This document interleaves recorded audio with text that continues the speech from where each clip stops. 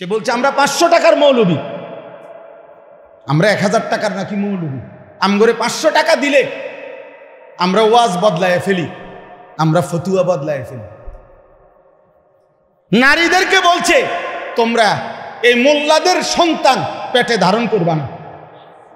এত বড় জঘন্য বেয়াদব বাংলাদেশে আরেকটা কেমনে জন্ম নিয়া এই ফ্যাসিস্ট পরবর্তী 5ই আগস্ট যেই সময় জালেম পলায়ে গেল, এরপরে এই জালেম কেমনে থাকলো এটা আশ্চর্য লাগতেছে। এত বড় জঘন্য বেয়াদব। সর্বসময়ে কিছু মানুষ, কিছু ব্যক্তি, কিছু গোষ্ঠী প্রকাশ্যে কিংবা গোপনে সর্বদাই তৎপর থাকে যারা উলামায়ে কেরামের বিরোধিতা করার জন্য সচেষ্ট। কারণ হলো তারা জানে মানুষ যত বেশি উলামায়ে কেরামের সাথে থাকবে, উলামায়ে কেরাম থেকে শুনবে, তত বেশি প্রকৃত দিন, প্রকৃত ইসলাম, প্রকৃত আমল, প্রকৃত জীবন গঠন করতে পারবে। আর জীবন যদি সুন্দর হয়ে যায়, ঈমান আমলের উপরে উঠে যায়, মানুষ যদি অন্যায়, অশ্লীলতা, বেহায়াপনা, অসভ্যতা, নোংরামি, হারাম, অবৈধ উপার্জন এগুলা যদি উলামায়ে কেরামের বরকতে ছেড়ে দেয়, তাহলে মুনাফিক যারা, বেঈমান যারা, নামধারী ছদ্মবেশী মুসলমানের দুশ্মন যারা, তাদের লস, তাদের লস। এজন্য সবসময় কিছু ব্যক্তি, মানুষ, গ্রুপের চেষ্টা থাকে যারা সর্বদাই চেষ্টা করে উলামায়ে কেরাম থেকে মানুষকে কি করতে, বিচ্ছিন্ন। হ্যাঁ, আপনার নারী সংস্কার কমিশন যেটা নিয়ে সারা বাংলাদেশ প্রতিবাদ করছে, বাংলাদেশের উলামায়ে কেরাম সহ ন্যূনতম ঈমান আছে, আমল আছে এমন বিবেকবান মুসলমান নারী পুরুষ প্রত্যেকেই বলছে যে কোরআন সুন্নাহ বিরোধী। এখানে অসংখ্য ধারা প্রতিবেদনে লিখছে তারা, যেটা প্রকাশ্যে আল্লাহর কোরআন বিরোধী, রাসূলের সুন্নাহ বিরোধী, এটা স্পষ্ট বলছে। উলামায়ে কেরামও দেখায় দিছে, সাধারণ বিবেকবান মুসলমান, ইমানদার মুসলমানও এটা দেখছে, শুনছে, জানে। কিন্তু অল্প কিছু নারী, নারী নামের কলঙ্ক, এরা আপনার গোটা জাতিকে বিদ্রুপ করে উলামায়ে কেরাম এবং ইসলাম এবং ধর্মের বিরোধিতা করে তারা ধর্ম, আলেমদের বক্তব্য, কোরআন সুন্নাহর বক্তব্য সব কিছুকে প্রত্যাখ্যান করে তাদের দাবি যে নারীর অধিকার, মর্যাদা, তারা যা বলে, তারা যা চায়, নারী যা বলবে, নারী যা চাইবে সেই অধিকারে তাকে দিতে হবে, তাদের বক্তব্য নেই। আর তাদের পক্ষে সমর্থন করে এমন কিছু নামধারী, মুখোশধারী মুসলমান আছে, নাউজুবিল্লাহ। 2 দিন হয় বাংলাদেশের কিশোরগঞ্জের একজন নেতা, পুরান নেতা, বুড়া নেতা, এই পর্যন্ত কয়েকবার ডিগবাজি দিছে, দল বদলাইছে, এই পর্যন্ত বহু দল বদলাইয়া, তাই নিয়ে প্রকাশ্যে টক শোতে আপনার 2 দিন আগে এই অসভ্য বেয়াদব প্রকাশ্যে সারা পৃথিবীকে সামনে রেখে উলামায়ে কেরামকে তুচ্ছ তাচ্ছিল্য এবং ব্যঙ্গ বিদ্রুপ করেছে। আজীব হবে। সে বলছে আমরা 500 টাকার মৌলবী, আমরা 1000 টাকার নাকি মৌলবী। আমগরে 500 টাকা দিলে আমরা ওয়াজ বদলায় ফেলি, আমরা ফতুয়া বদলায় ফেলি। নারীদেরকে বলছে তোমরা এই মোল্লাদের সন্তান পেটে ধারণ করবা না। এত বড় জঘন্য বেয়াদব বাংলাদেশে আরেকটা কেমনে জন্ম নিয়া এই ফ্যাসিস্ট পরবর্তী 5ই আগস্ট যেই সময় জালেম পলায়ে গেল, এরপরে এই জালেম কেমনে থাকলো এটা আশ্চর্য লাগতেছে। এত বড় জঘন্য বেয়াদব, এত বড় ভয়ানক বেয়াদব। বয়স্ক মানুষ, বয়স 60 বছরের কম হবে না, সে একেবারে, সে বলতেছে মোল্লাদের, ইসলামের মধ্যে কোনো মোল্লাতন্ত্র নাই, ইসলামে এক জিনিস, মোল্লাতন্ত্র আরেক জিনিস। মানে আমরা মোল্লারা বললাম এক জিনিস, ইসলাম আরেক জিনিস। তুই কি কইলি পাগল, কি কইলি তুই? হ্যাঁ, কি বললা? এটা কথা হইল? এই জন্য উলামায়ে কেরাম এটার তীব্র প্রতিবাদ করেছে। এমন জঘন্য বেয়াদব যেই দল লালন করে তাদের ভবিষ্যৎ খুব ভালো হবে না, ভবিষ্যৎ ভালো হবে না। এই নাফরমান ওলামা বিদ্বেষী, আলেম বিদ্বেষী, সে নিজেকেও ডুবাবে, তার দলটাকেও ডুবাবে। আশ্চর্য।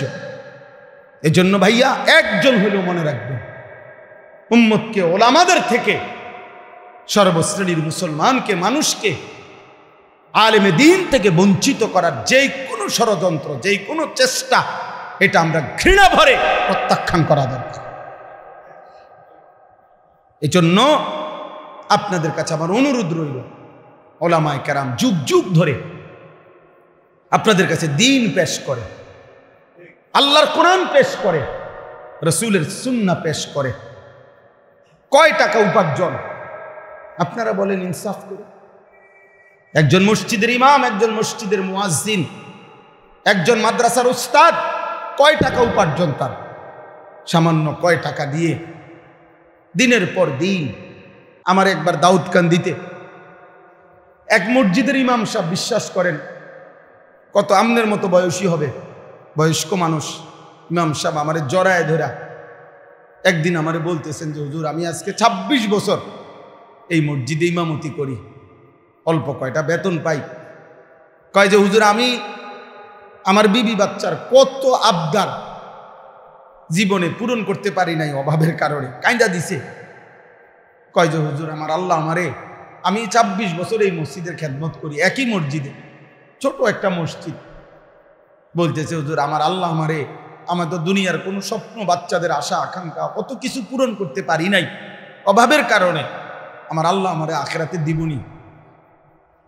আমি কি বলতাম? তাও আমি জড়াইয়া ধরে ওনারে অনেক কাঁদছি, কাইন্দা বললাম হুজুর, আমি বলেন কি, ইনশাআল্লাহ আল্লাহ আপনাকে এই পরিমাণ দেবে, সেদিন আপনি এবং আপনার পরিবার খুশিতে আনন্দে আত্মহারা হয়ে যান, আনন্দে আত্মহারা হয়ে যাবেন। আলেমে দ্বীন কখনো কারো উপার্জন মাসে 8,000 10,000 টাকা, আর ওই বেয়াদব সে নাকি নেতা। এই বেয়াদব পরিষ্কার বলতেছে, মুসলমান নারীদেরকে বলতেছে, তোমরা মোল্লা মৌলবীর বাচ্চা পেটে নিবা না। এত বড় জানোয়ার মুসলমানের ঘরে জন্ম নিল কেমন? এত বড় বেঈমান, কি পরিমাণ আশ্চর্য কথা, চিন্তা করে দেখে। নারীর মর্যাদা, নারীর অধিকার, ওলামায়ে কেরাম এ ব্যাপারে কিচ্ছু বলে নাই। বলছে কোরআন সুন্নাহ বিরোধী নারীর অধিকারের নামে যেই প্রস্তাবগুলো দেওয়া হয়েছে এগুলো প্রত্যাখ্যান করছে। কথা বলেন না কেন? ইসলাম বলছে বাবার মৃত্যুর পরে আপনার উত্তরাধিকার সম্পত্তি 2 বোন 1 ভাই, নাকি? এটা আপনারা সবাই জানেন, এটা তো কোরআন শরীফের আয়াত। তো ওরা বলতেছে না, এটা সমান করতে হবে। এখন এই কথাটা যে কোরআন সুন্নাহ বিরোধী, এটা বলবার জন্য সামান্যতম আকল দেমাগ আছে, সে বুঝবে না এই কথা, এটা সেইটা বুঝবে। আপনি যদি বলেন যে এরকম করলো কেন, তা আপনি গোটা ইসলাম সব বুঝেন, কথা বলেন না কেন? আল্লাহর সব বিধান আমরা বুঝি, তো আল্লাহর ফয়সালা আমরা মানি না? আপনি কবরের আযাব বুঝেন, আপনি হাসরের আযাব বুঝেন, তো তাইলে আল্লাহ তাআলার প্রত্যেক কথা সত্য, সঠিক, যৌক্তিক, ইনসাফ। নবীজি বলছে, আয় আল্লাহ, আদলুন ফিয়া কাদাউক, আপনি আমার ব্যাপারে, যার ব্যাপারে যে ফয়সালা দিছেন, এটাই ইনসাফ, এটাই সঠিক, এটাই আদল। আল্লাহ তাআলা বান্দার উপরে জুলুম করবে, আল্লাহ বান্দার ভালোটা বুঝবে না, আর এই নাফরমান কয়েকজন মহিলা বুঝবে? এটা সম্ভব? যাই হোক, আমার বলার উদ্দেশ্য হলো ওলামায়ে কেরাম থেকে বিচ্ছিন্ন হবেন না। ওলামায়ে কেরাম থেকে বিচ্ছিন্ন করার জন্য যারা যত কষ্টই করুক, ইনশাআল্লাহ এটা তো স্পষ্ট হয়েছে, 15 বৎসর কত রকমের মিথ্যা অপবাদ দেওয়া হয়েছে, কত জেল জুলুম, কত নির্যাতন হয়েছে আলেমদের উপরে। আজকে সেই আলেমরাই এখনো সেই মসজিদ, মাদ্রাসা, আলেম, ওলামা বাংলাদেশে আছে, কিন্তু ওই জুলুমবাজ আর বাংলাদেশে নাই। অতএব এই নতুন করে এই জঘন্য বেয়াদব যে আলেমদেরকে উপেক্ষা করলো, তুচ্ছতাচ্ছিল্য করলো, কিশোরগঞ্জের এই বেয়াদব ইনশাআল্লাহ বাংলাদেশে থাকতে পারবে না ইনশাআল্লাহ। দেখেন ইনশাআল্লাহ আল্লাহই বেইজ্জতি করবে, আসমানওয়ালাই বেইজ্জতি করবে ইনশাআল্লাহ। অতএব আপনাদের কাছে অনুরোধ, এভাবেই চলছে, এভাবেই চলছে। ওলামায়ে কেরামের বিরোধিতা, কোরআনের বিরুদ্ধা, দ্বীনের বিরোধিতা। ওলামায়ে কেরাম হচ্ছে কোরআন সুন্নাহ বিরোধী বক্তব্য। তুমি এটা না প্রমাণ করবা যে না এই কথাটা কোরআন সুন্নাহ বিরোধী নয়। কথা বলেন না কেন? যে আমরা এটা লেখছি এটা কোরআন সুন্নাহ বিরোধী নয়, এটা বুঝে দিলেই তো। এটা জনগণকে বললেই তো যে হুজুররা মিথ্যা বলতেছে, না এটা কোরআন সুন্নাহ বিরোধী না, এটা কইলেই তো হয়। অথবা এটা বলেন যে কোরআন সুন্নাহ বিরোধী কথা বাংলাদেশের 95% মুসলমান মানতে হবে, এটা তো এটা কইয়া দেখো না, চাই না আমরা। এরপরে না আমাদের জনগণ মুসলমান প্রতিবাদ করে কিনা দেখা যাবে। মুসলমান তো এখনো মরে নাই, ইমানদার তো এখনো কি করে নাই, সবাই মরে নাই। এই জন্য আমি আপনাদের কাছে বললাম, আমরা প্রত্যেকে ইনশাআল্লাহ এই কোরবানি কিছুদিন আগে, কয়েক বছর আগে আমি নিজেও একবার পত্রিকায় দেখছি, এক ভদ্রলোক পরামর্শ দিছে কোরবানিতে এই ব্যাপক পশু জবাই না করে এগুলো গরিব দুঃখীকে দান করে দিলে ভালো হতো। হেতের বুদ্ধি, হেতের বুদ্ধি। অর্থাৎ শরীয়তের একটি বিধানের জন্য যে টাকাটা খরচ হয়, এটা শরীয়তের এই বিধান পালন না করে ওনার গরিব দুঃখীর লেগে মায়া লাগছে, গরিব দুঃখীর লেগে তুমি ভিন্ন টাকা উঠাইয়া মানুষদেরকে ভিন্নভাবে দান সৎকা করার জন্য উৎসাহিত করতে পারো না? এ দেশের মানুষে কোরবানির টিহা দিয়ে গরিবকে দিতে হইব কেন? গরিবকে আলাদা টাকা দেওয়ার জন্য উৎসাহিত করতে আলেম ওলামারা নিষেধ করছে। কথা বলেন না কেন? নিষেধ করছে। আমরা বলছি যে গরিব দুঃখী এতিম অসহায়কে দিয়েন না, তো তুমি কোরবানির টাকা দিয়া গরিব দুঃখীর দিবা কেন? কোরবানি না দিয়া, এটা তো শরীয়তের বিধান। শরীয়তের বিধান কিনা? সাহাবায়ে কেরাম জিজ্ঞাসা করছে, মা হাযিহিল আদাহি, হে আল্লাহ রসুল কোরবানিটা কি? নবীজি বলছে, সুন্নাতু আবিকুম ইব্রাহিম, তোমাদের পিতা ইব্রাহিমের সুন্নাত। এবার নবীজিকে জিজ্ঞাসা করছে, ফামা লানা ফিহা ইয়া রাসূলুল্লাহ, হে আল্লাহ রসুল কোরবানি করলে আমাদের লাভ কি? নবীজি বলছে, বিকুল্লি শাআরাতিন হাসানা, প্রত্যেকটি পশমের মধ্যে এক একটা নেকি। তাহলে কোরবানি মানে পশু জবাই শুধু? এটা ইবাদত, পশমে পশমে নেকি। আচ্ছা আরো শুনেন, নবীজি সাল্লাল্লাহু আলাইহি সাল্লাম বলেন, মা আমিলা আদমিন মিন আমালি ইয়াউমিন নাহর আহাব্বা ইলাল্লাহ মিন ইহরাকিদ দাম। আল্লাহ নবী সাল্লাল্লাহু আলাইহি সাল্লাম বলেন, কোন মানুষ কোরবানির দিন আল্লাহর সবচেয়ে প্রিয় উত্তম আমল যা করে কোরবানির দিন, সেটা হলো ওই পশু জবাই। এরপরে নবীজি বলেন, এই হাদিসের 4টা অংশ, এই প্রথম অংশ বললাম।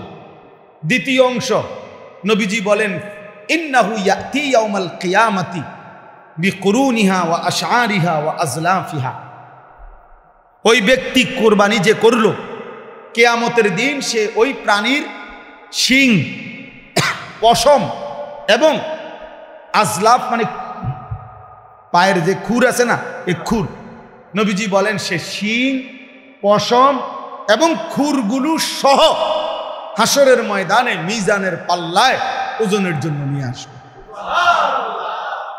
এখন কি অর্থ? কি অর্থ হইল শিং, খুর এবং পশম, পুরা সারা শরীর চামড়ার পশম। তাহলে এগুলো যেহেতু মিজানের পাল্লায় ওজন হিসাবে দিব, তো গোস্তটি হালাই দিব, তোমার তো গোস্ত হালাই দিব, এটা নিয়ে বুঝাইছে।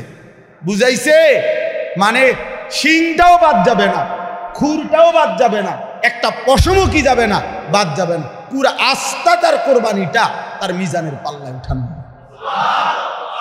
কি পরিমাণ নেকি হবে, কি পরিমাণ নেকি হবে। তো এটা কি খামখেয়ালি? এটা শুধু গরু জবাই।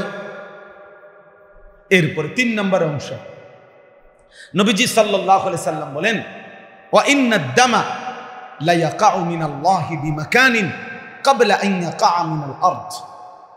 অর্থ কি? আগে কুরবানকে কুরবান বলে কেন? মানে এই যে পশু জবাই করার এই উৎসবটাকে, ইবাদতটাকে কি বলে? কুরবানিই বলে। কুরবান অর্থ হলো, কুরবান শব্দটি আরবি, এই আমি যে আয়াত পড়ছি এখানে আছে, ইজ কাররাবা কুরবানান। তো কুরবান শব্দের অর্থ হলো কুরব, নৈকট্য অর্জন করা, কারো ঘনিষ্ঠ হওয়া। মানে কুরবানির মাধ্যমে সবচেয়ে কম সময়ে বান্দা আল্লাহর ঘনিষ্ঠ হয়, নৈকট্য অর্জন করে, এই জন্য কুরবানকে কুরবান বলা হয়। এখন সবচেয়ে কম সময়ে মানে কি, এটা আপনি ব্যাখ্যা দিলে বুঝবেন। ওই হাদিসের অর্থের জন্য আপনি এমনি আগে বাংলায় বুঝেন, তাইলে হাদিসের তর্জমা বুঝতে সুবিধা হবে। মনে করেন একটা গরু, ছাগল, ভেড়া, বকরি, দুম্বা, মহিষ, এটারে মাটিতে শোয়াইল জবাইয়ের জন্য। কেমন? এখন আপনি বলেন, এই গলা আর মাটি, মানে যে গলাটা যে শোয়াইল জবাই করার জন্য, গলাতে তো কি লাগাবে? ছুরি দিবে। এখন গলার থেকে মাটি ব্যবধান করবে 1 হাত, আধা হাত, 1 বিঘত, অথবা 4 আঙ্গুল 5 আঙ্গুল। আচ্ছা ধরি আমরা 1 বিঘত, সর্বোচ্চ 1 বিঘা কি 1 বিঘত, এর বেশি তো হবে না। তাহলে গলা থেকে মাটি ব্যবধান 1 বিঘত। এখন বলেন, প্রাণীটা যখন জবাই করবে কোরবানির দিন, এই গলার মধ্যে যখন ছুরি চালাবে, তখন রক্তের ফোঁটা মাটিতে যে পড়বে, প্রথম ফোঁটা কয় মিনিট লাগবে? 2 সেকেন্ড, ধরে নিলাম 3 সেকেন্ড, এর বেশি তো না। 2 থেকে 3 সেকেন্ডের ভিতরেই রক্ত কোথায় পড়বে? মাটিতে। কারণ কি? গলার থেকে মাটিতে একদম কাছে, ঠিক না? জবাইয়ের সাথে সাথে। এই নবীজি সাল্লাল্লাহু আলাইহি সাল্লাম বলেন, ওই হাদিসের অর্থ, কোরবানির দিন বান্দা যখন ওই প্রাণী জবাই করে, তো রক্তের প্রথম ফোঁটা জমিনে পড়বার আগেই 7 আসমানের ঊর্ধ্বে আল্লাহর আরশে পৌঁছে যায়। তাহলে 2 থেকে 3 সেকেন্ডের মধ্যে বান্দা আল্লাহর কি হয়ে যায়? ঘনিষ্ঠ। এই জন্য এটার কোরবান। এত দ্রুততম সময়ে বান্দা আল্লাহর নৈকট্য হাসিল করে, এই জন্য এটাকে কোরবান বলে। এই জন্য নবীজি বলেন, রক্ত মাটিতে পড়বার আগে আগেই আল্লাহর কাছে পৌঁছে যায়। ফাতিবু বিহা নাফসান। এবার নবীজি বলেন 4 নম্বর অংশ হাদিসের, নবীজি বলেন, অতএব তোমরা খুশি খুশি কোরবানি করো। কি কোরবানি করো?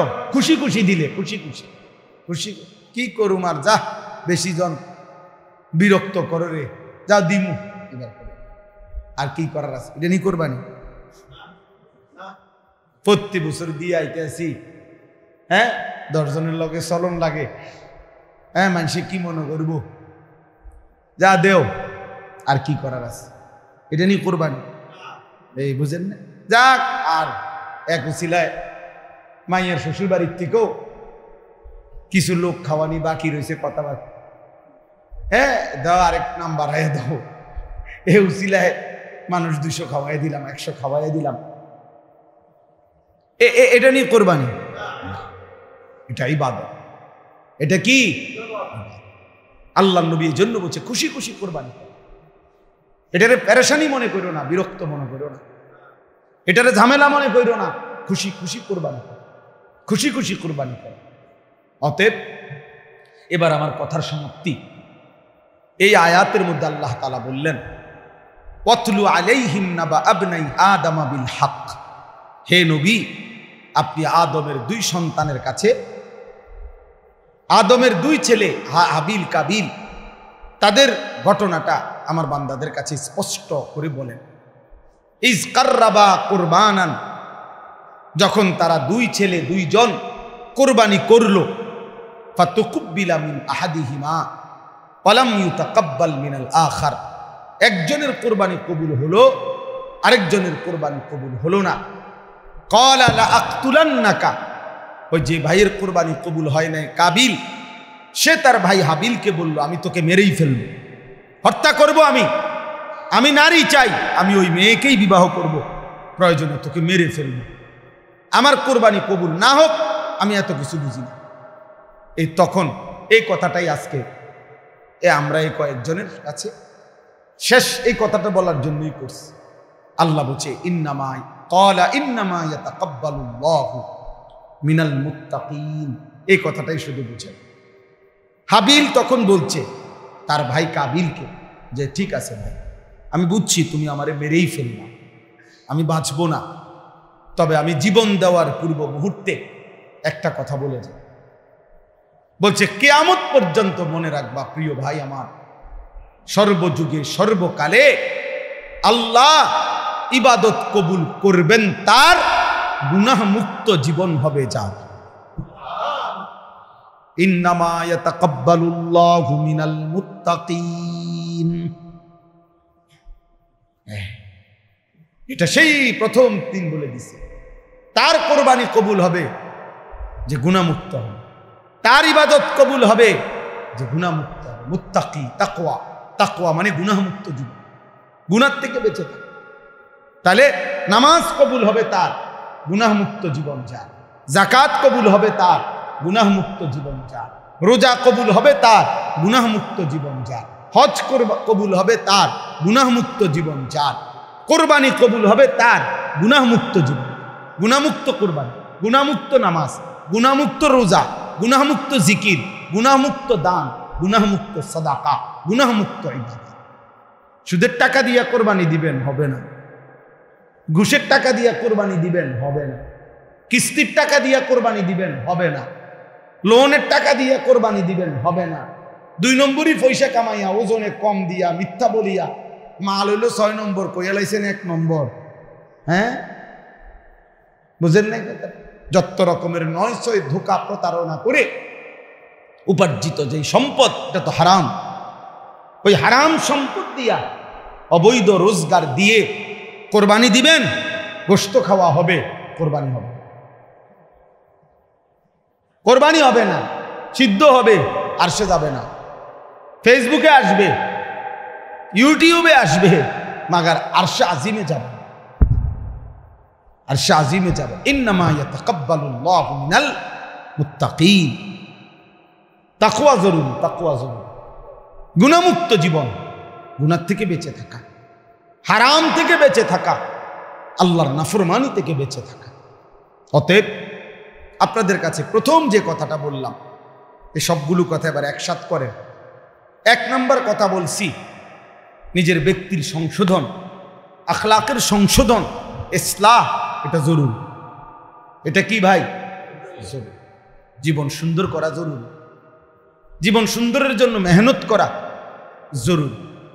2 নম্বর বলছি এই হিলফুল ফুজুল যে কয়জন আছেন, এই কয়জনে উদ্যোগ নিয়ে যে আমরা শুনবো, মানুষ হইব নি না, মানুষ হইতো না, আপনি শুনবেন নিহিলা কর, এই নিয়তে প্রতিনিয়ত ইসলাহি মজলিসের আয়োজন করেন। দেখবেন ইখলাস ও তাকওয়ার বরকতে আল্লাহর বান্দাদের দিলের মধ্যেও ছুঁয়ে যাবে, ছুঁয়ে যাবে। আর 3 নম্বর কথা হলো উলামায়ে কেরাম থেকে কোনোভাবেই আমরা বিচ্ছিন্ন হব না। উলামায়ে কেরামের বিরুদ্ধে যারা কথা বলবে আমরা তাদেরকে প্রত্যাখ্যান করব।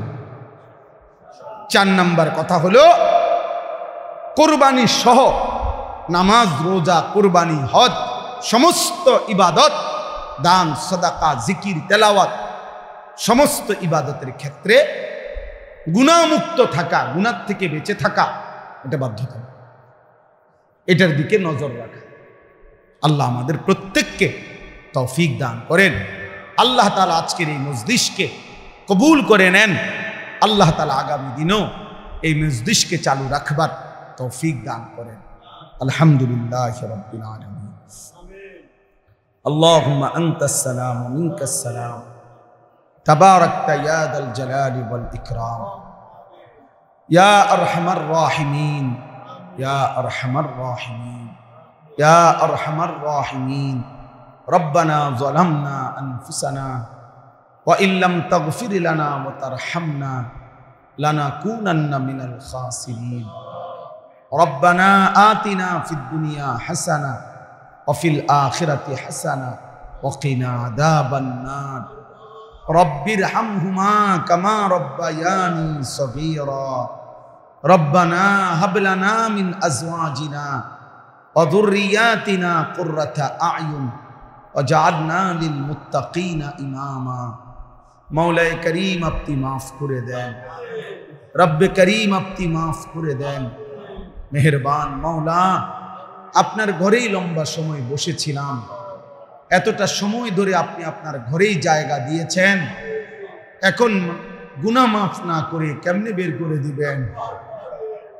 আয় মাওলা মাফ করে দেন। মাওলা আপনার ঘরে যেহেতু বসতেই দিলেন, এখন আপনি মাফই করে দেন, মাফ করে দেন। মাওলা আযাব দিলে আপনার কোনো লাভ নাই, মাফ করে দিলে আপনার কোনো ক্ষতি নাই, মাফ করলে আপনার কমবে না, মাফ না পেলে আমাদের উপায় থাকবে না।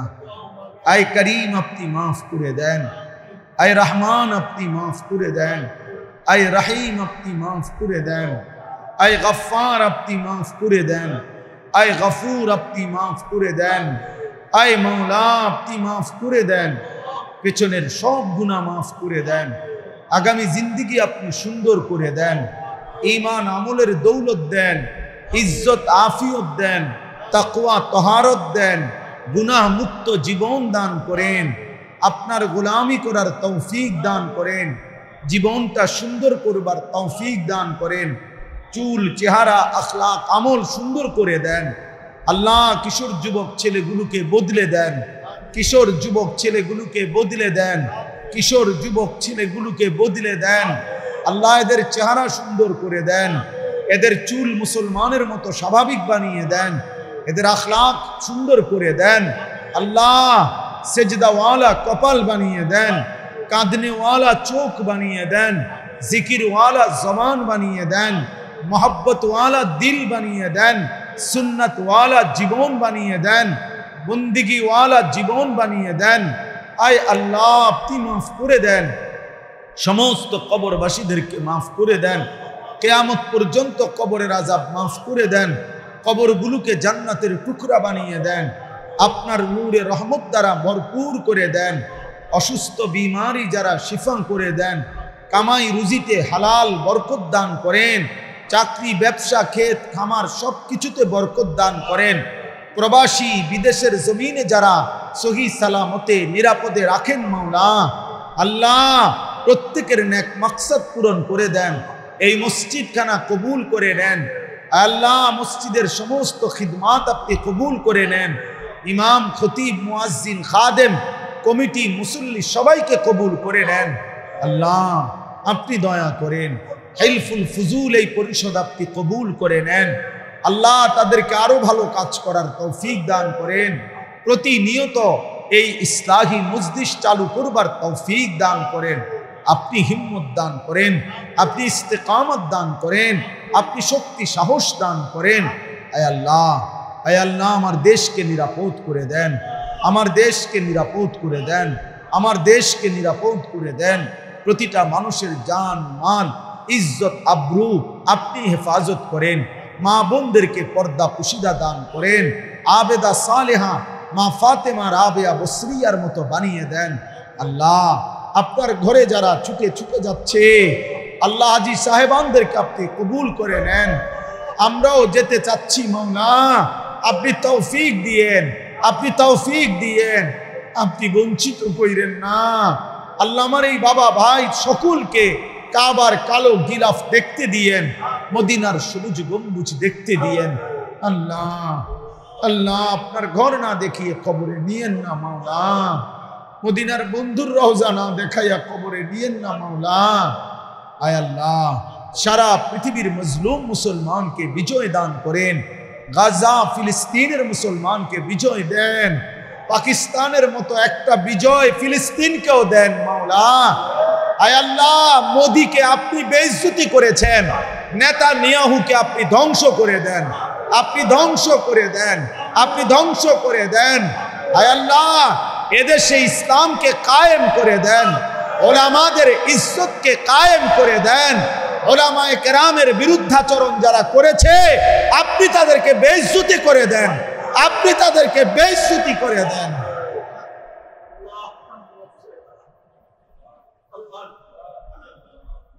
এই করিম,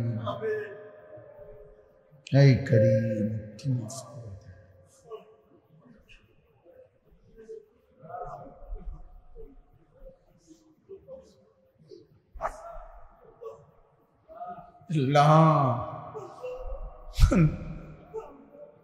আপনি দেন মাওলা, ফিলিস্তিনের বিজয় দেন, গাজার বিজয় দেন, কাশ্মীরের বিজয় দেন, আরাকানের বিজয় দেন, মজলুমের বিজয় দেন। আল্লাহ রব্বির হামহুমা কামা রব্বায়ানি সগীরা। সুবহানা রাব্বিকা রাব্বিল ইজ্জাতি আম্মা ইয়াসিফুন ওয়া সালামুন আলাল মুরসালিন ওয়ালহামদুলিল্লাহি রাব্বিল আলামিন। আমার 28 তারিখ হজ্জের ফ্লাইট, দোয়া করবেন আল্লাহ যেন, আমিও আপনাদের জন্য দোয়া করি, আল্লাহ সবাইরে কবুল। মান ইয়াহদিহিল্লাহু ফালা মুদিল্লা লাহু ওয়া মান ইউদ্লিলহু ফালা হাদিয়া লাহু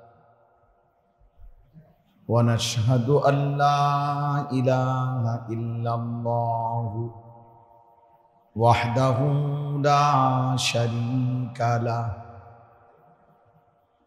ওয়া নাশহাদু আন্না সাইয়্যিদানা ওয়া হাবিবানা ওয়া মাওলানা মুহাম্মাদান আবদুহু ওয়া রাসূলুহু।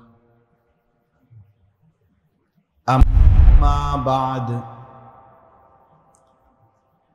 فأعوذ بالله من الشيطان الرجيم.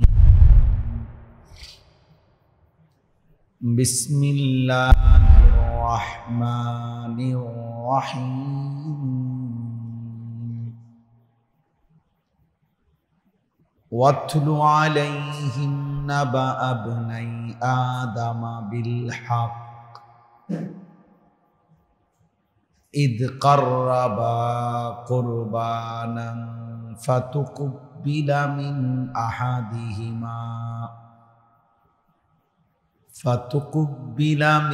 أحدهما ولم يتقبل من الآخر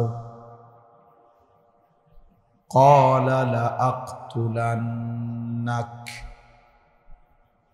قال إنما يتقبل الله من المتقين. صدق الله مولانا العظيم. وقال صلى الله عليه وسلم اتق المحارم تكن أعبد الناس. اللهم صل على محمد وعلى آل محمد كما صليت على إبراهيم وعلى آل إبراهيم إنك حميد مجيد. اللهم بارك على محمد وعلى آل محمد كما باركت على إبراهيم وعلى آل إبراهيم إنك حميد مجيد. سبحانك لا علم لنا إلا ما علمتنا إنك أنت العليم আলিমুল হাকিম। আলহামদুলিল্লাহ, আল্লাহ পাক রব্বুল ইজ্জত যুল জালাল ওয়াল ইকরামের ফজল কারাম, রব্বুল আলামিনের ইহসান, মেহেরবানি, দয়া, আল্লাহ তাআলা আমাদেরকে আজ 18 মে 2025 রোজ রবিবার কুমিল্লা জেলা দেবিদ্বার উপজেলাধীন ভিংলাবাড়ি চেয়ারম্যান বাড়ি আল আকসা জামে মসজিদে, ভিংলাবাড়ি হিলফুল ফুজুল সমাজ কল্যাণ পরিষদের উদ্যোগে ইসলাহি মাহফিলে আল্লাহ তাআলাই আমাদেরকে আসবার, বসবার, আল্লাহর জন্যই জমা হওয়ার তৌফিক দান করেছেন। এজন্য সকলেই বলি আলহামদুলিল্লাহ। ইসলাহি মজলিস স্বাভাবিকভাবেই ছোট্ট পরিসরে হয়, খুব বেশি হাঙ্গামা, শোরগোল, হুলস্থুল কম হয়। ব্যাপক বড়সড় আয়োজন হয় না। এটাই মনে করেন ইসলাহি মজলিসের একটা বৈশিষ্ট্য। মূলত ইসলাহি মজলিসের মূল ফিকির হলো ব্যক্তির জিন্দিগি সংশোধন করা, জীবন সংশোধন, নিজেকে গঠন, ইসলাহ। কোরআনুল কারীমের মধ্যে আছে, আল্লাহ তাআলা বলেন, ইন্নামাল মুমিনুনা ইখওয়া ফাআসলিহু বাইনা আখাওয়াইকুম। নিশ্চয়ই মুমিনগণ পরস্পর ভাই ভাই, অতএব তোমরা তোমাদের পরস্পর ভাই ভাই প্রত্যেকে একে অপরকে সংশোধন করে দাও। কোরআনুল কারীমের মধ্যে আছে, ওয়া ইন তাইফাতানি মিনাল মুমিনিনা ইখতাতালু ফাআসলিহু বাইনাহুম। তোমাদের ঈমানদারদের মধ্যে যদি দুই দল, দুই গ্রুপ ঝগড়া করে, মারামারি করে, তো তোমরা তাদের মধ্যে সংশোধন করে। কোরআনুল কারীমের মধ্যে আছে, আল্লাহ তাআলা বলছেন, ফাত্তাকুল্লাহা ওয়া আসলিহু যাতা বাইনিকুম। তোমরা আল্লাহকে ভয় করো এবং নিজেদের মধ্যে সংশোধন করে নাও। এরকম অনেক শব্দ কোরআনুল কারীমের মধ্যে আছে, ইন উরিদু ইল্লাল ইসলাহা মাস্তাতা'তু। নবীগণ মানুষকে আল্লাহর দিকে ডেকে তো এ কথা বলতেন যে, হে আমার জাতি, এই যে দিবানিশি তোমাদেরকে ডাকতেছি, এর উদ্দেশ্য তোমাদের সংশোধন, আর কিছুই না, তোমাদের জীবন গঠন। তাহলে ইসলাহ, সংশোধন, পরিবর্তন, জিন্দিগি আল্লাহ এবং রসুলের রঙে গঠন, আখিরাতের আলোকে জীবন সাজানো, এটা খুব জরুরি। এটা একজন মানুষের, একজন মুমিনের প্রধানতম ডিউটি, প্রধান ডিউটি, নিজেকে আল্লাহ তাআলার হুকুমের অনুগত করা, জীবন গঠন করা। ইয়া আইয়ুহাল্লাযীনা আমানু আলাইকুম আনফুসাকুম। কোরআনুল কারীমের মধ্যে আছে, হে ঈমানদারগণ, তোমরা প্রত্যেকেই নিজেকে আঁকড়িয়ে ধরো। তার মানে নিজেকে গড়ে তোলো, নিজেকে সাজিয়ে তোলো, ঈমান আমলের রঙে নিজেকে সাজাও। লা ইয়াদুররুকুম মান দাল্লা ইযা ইহতাদাইতুম। যদি তোমরা নিজেদেরকে হেদায়েতের উপরে উঠাইতে পারো, তো পৃথিবীর আর কেউ তোমাকে পথভ্রষ্ট করতে পারবে না। আমি যদি বিশ্বাস করি ঈমান আমল আমার জিন্দিগি, আমার দিলের মধ্যে যদি আখিরাত বসে, কবরের ভয় বসে, গোটা পৃথিবী ল্যাংটা হোক, গোটা পৃথিবী নাফরমানিতে ডুবে যাবে, আল্লাহ বলতেছে তোমারে আর কেউ পথ হারা করতে পারে। তাহলে এমন অসংখ্য মানুষ দেখেন যে একটি সমাজের চারদিকে অসংখ্য অগণিত মানুষ নামাজ পড়েন, কিন্তু কিছু মানুষ আছে এর ভিতরে দিয়েই প্রতিদিন 5 ওয়াক্ত নামাজ পড়ে। তো সে এটা বুঝছে এটাই আমার জিন্দেগি। কলেজ ইউনিভার্সিটি তো আমাদের পরিচিত এমন অসংখ্য ছেলে আছে যেখানে চারিদিকে গুনাহ এবং ছেলে মেয়ে নারী পুরুষের অবাধ চলাফেরা, কিন্তু এর মাঝখানেও সে শতভাগ তার চোখ নামায়া রাখে, নিজেকে হেফাজত করে, 5 ওয়াক্ত নামাজ পড়ে।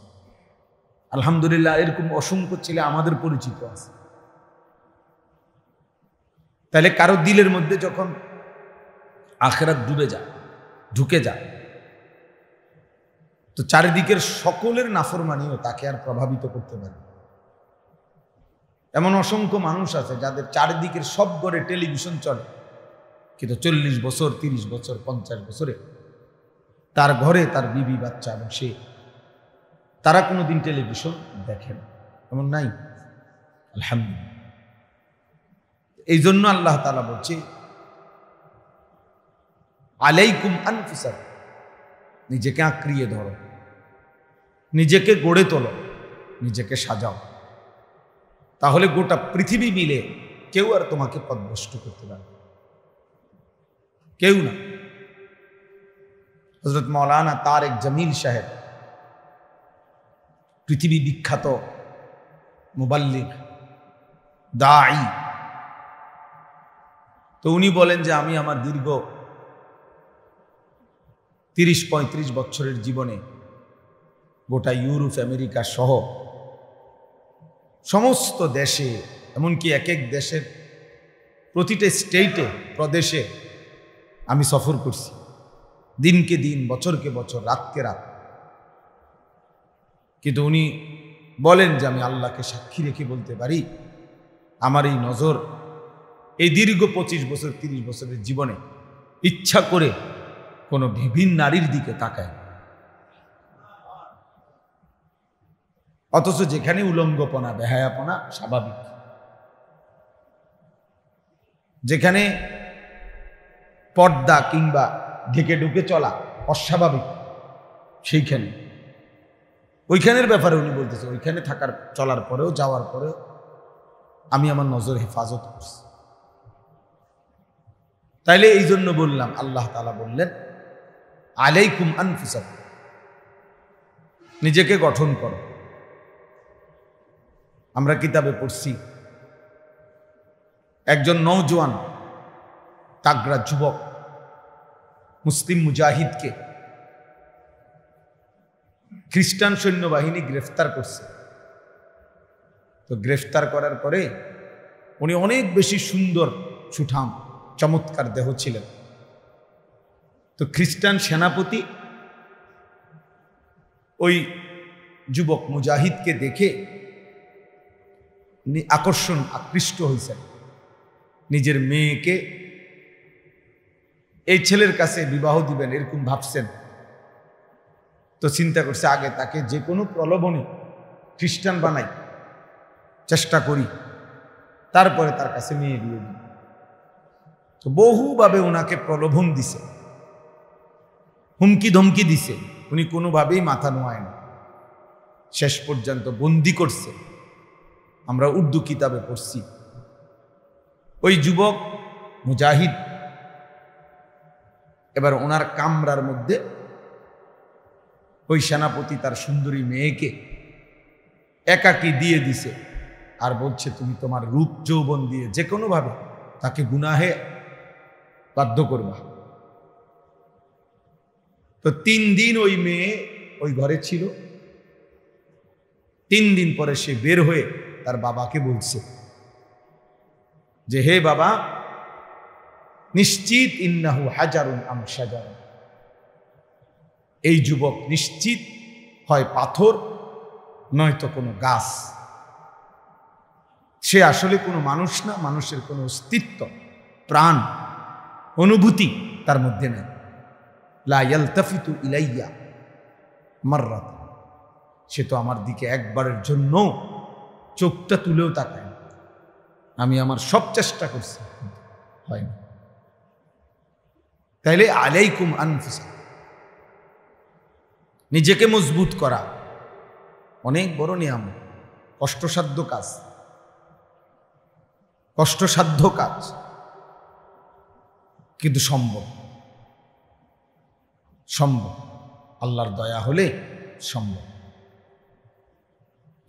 এই সমাজে আমরা বাহ্যিকভাবে দেখলে মনে হয় নাফরমানির সয়লাভ, অসভ্যতার সয়লাভ, কিন্তু আলহামদুলিল্লাহ এর ভিতর দিয়েও হাজারো লাখো পাক্কা মুমিন ইমানদার নারী, পুরুষ, যুবক, কিশোর, বুড়ো আছে আছে যে হাজারবার জীবন দেবে প্রয়োজন, কিন্তু আল্লাহর নাফরমানি করবে না। হারামের এক লোকমা নেবে না, হারামের একটা টাকা নেবে না। এই ভালো মানুষ, এমন উত্তম মানুষদের বরকতেই বাকি বাটফার সিটাররা খাইয়া যেতেছে। ইমানদারদের বরকত, কোরআনওয়ালাদের বরকত, দিনওয়ালাদের বরকত, আল্লাহকে সেজদা দেনওয়ালাদের বরকত। এটাই সত্য। এই পৃথিবী, আসমান এবং জমিন টিকে আছে আল্লাহ তাআলার নামের উপর, তাওহীদের উপর, লা ইলাহা ইল্লাল্লাহর উপর। যেদিন আল্লাহ এই নাম থাকবে না, তো সেদিন আসমান ও জমিন থাকবে। তাহলে আল্লাহর নামের উপরে কি টিকে আছে? আসমান ও জমিন টিকে আছে। তাওহীদের উপরে কায়নাত টিকে আছে। কোনো বাটপার, সিটার, সুদখোর, হারামখোর, কোনো বখাটে, দুশ্চরিত্র তাদের জন্য না। তারা ইমানদারদের উসিলায়, তারা প্রিয় বান্দাদের, আল্লাহর অনুগত বান্দাদের বরকতে ওরা খায়, ওরা চলে। এই জন্য বাপ, ইসলাহি মজলিস ছোট হোক, 10 জন হোক, 1 জন হোক, খুব দাম। কারণ নিজের পরিবর্তন, নিজের আখলাকের পরিবর্তন, নিজের জিন্দিগির পরিবর্তন, এই ফিকির আসা, গুনাহমুক্ত জীবন গঠন, আল্লাহর ইবাদতে অভ্যস্ত জীবন গঠন, এই কথা বিবেকে আসা, দিলের মধ্যে বসা অনেক বড় নিয়ামত। আমল তো কম বেশি পরে না করবেন, আগে তো দিলে বসতে হবে এই কথা, যে আমার আল্লাহকে মানা উচিত, আমার গুনাহ ছেড়ে দেওয়া উচিত, আমার আল্লাহর আদেশ পালন করা উচিত। হাজারো লাখো যুবক, কিশোর, নারী, পুরুষ 30 বছরেও 40 বছরেও নাফরমান তো এটা বুঝেও না যে এটা গুনাহ, সে এটা ভাবেও না। আজকে 30 বছর টানা প্রতিদিন এক তালে সুদ খায়, এই হারাম করে তো জানেই না এটা গুনাহ। 30 বছর ধরে প্রতিদিন ব্যবসা করে, প্রতিদিন ওজনে কম, প্রত্যেক দিন মিশা কথা। এই বেঈমানে তো জানেই না, এই নাফরমান তো জানেই না এটা গুনাহ, সে তো এটা কি বোঝেই, তার কলিজার ভিতরেই তো না। কোনো দিন 1 বছর 2 বছর কোনো দিনই ফজরের নামাজ পড়ে না, এমন কিশোর, এমন যুবক কোনোদিনই ফজরের নামাজ, 365 দিনের একদিনও ফজরের নামাজ পড়ে না। তাহলে এই জানোয়ার তো জানেই না আল্লাহ কি, আখেরাত কি, পরকাল কি, আবার বিচার কি, তা হাসর কি। তার হিসাব হলো জিন্দিগি মানে চুলের পেখম, জিন্দিগি মানে একটা সিবা প্যান্ট, জীবন মানে একটা মোবাইল, জীবন মানে একটা মোটরসাইকেল, জীবন মানে কিছু বন্ধুদের আড্ডা, জীবন মানে একটা মাইয়ার লগে কথা বলা, জীবন মানে একটা মেয়ের পিছনে কুত্তার মতো হাঁটা, কোন নারীর জন্য কুকুরের মতো জীবন দিয়ে দেওয়া, যৌবন শেষ করে দেওয়া, চরিত্র নষ্ট করে দেওয়া, খালাস। আর কি, আর কি? তাহলে সে জীবন চিনল কি, বুঝলো কি? জীবন একটু পর পর চুল ফিরা, দেখবেন অনেক প্রতিবন্ধী। বাস্তব, তুমি পরীক্ষা করলেই দেখবা রিপোর্ট আসবে এ প্রতিবন্ধী। এই যে এরা এমনি একটু পর পর চুল ফিরায় না, এ প্রতিবন্ধী। কারণ তুমি নিজেই জানো এটা সামনে গেলা, তো আবার এটা ফিরাও কা, এটা বারবার যেহেতু তোমার ডিস্টার্ব করে, তো এটা কাটো না কেন?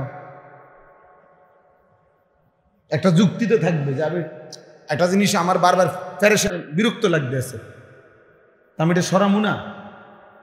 তাহলে সে নিজেই আসে, নিজেই ফিরা, নিজেই ফিরা, সারাদিন তার একটা হাত চুল ঠিক করে নিয়ে ব্যস্ত।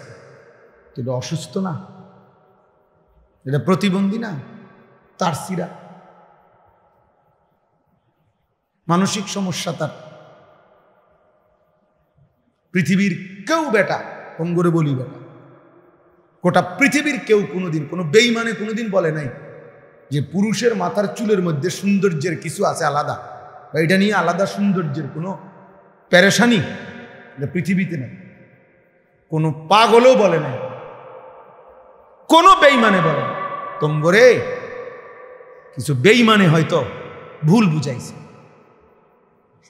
চুলের উপরে যদি কোনো যত্ন সৌন্দর্যের কিছু হয়, তা নারীর সৌন্দর্য চুলের মধ্যে।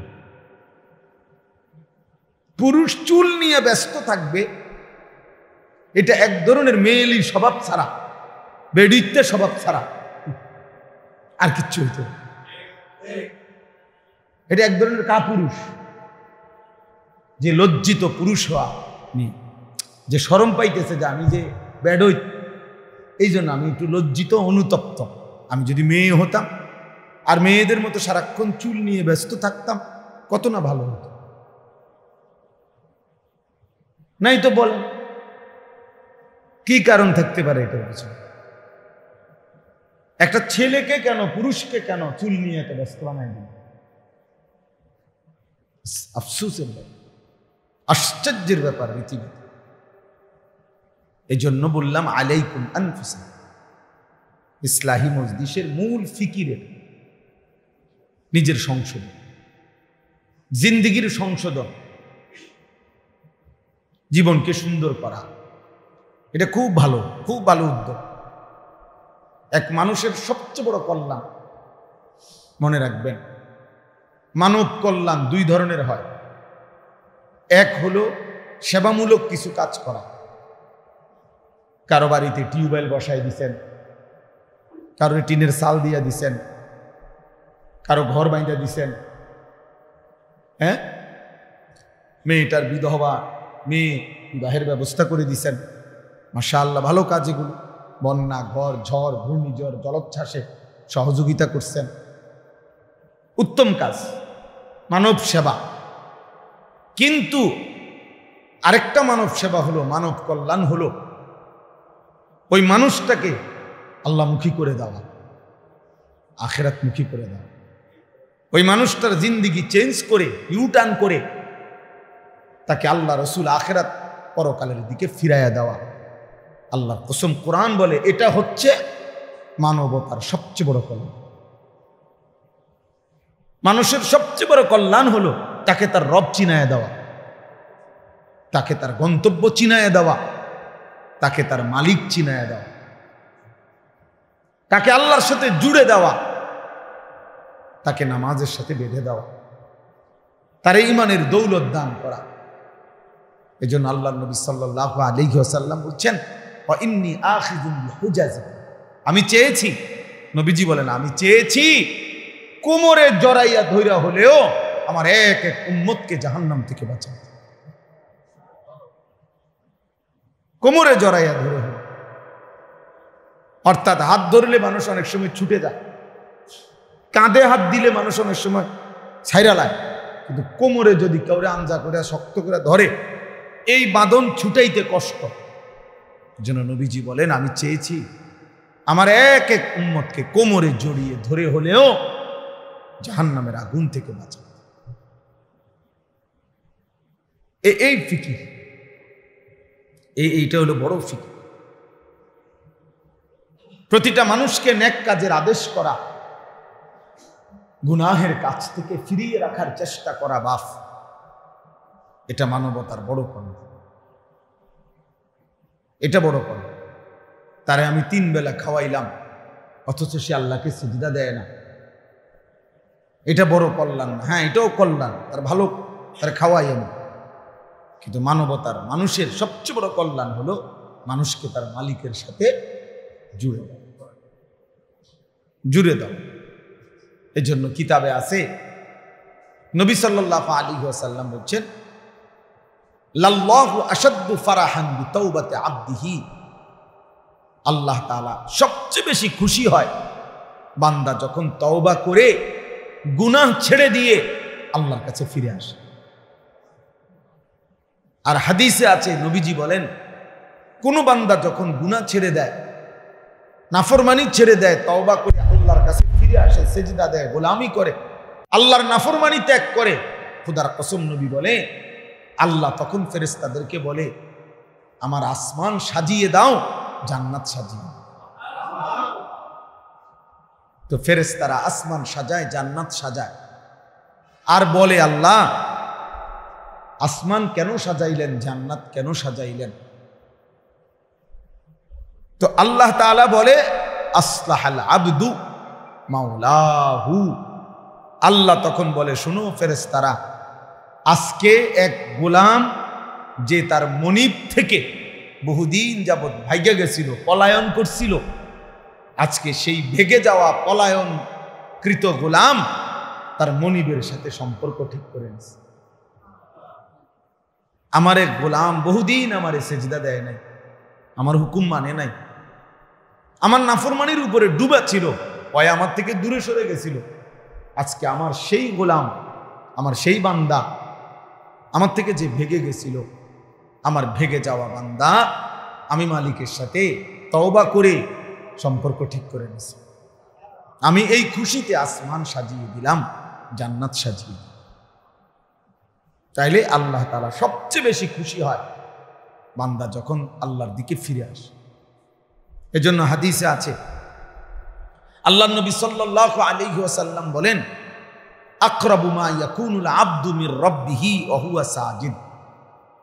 নবীজি বলেন সাল্লাল্লাহু আলাইহি ওয়াসাল্লাম, বান্দা আল্লাহ তাআলার সবচেয়ে আকরাব, ঘনিষ্ঠ হয়, আল্লাহর সবচেয়ে ঘনিষ্ঠ হয় বান্দা কখন? নবীজি বলেন ওয়া হুয়া সাজিদ, বান্দা আল্লাহকে সেজদা করে। কখন?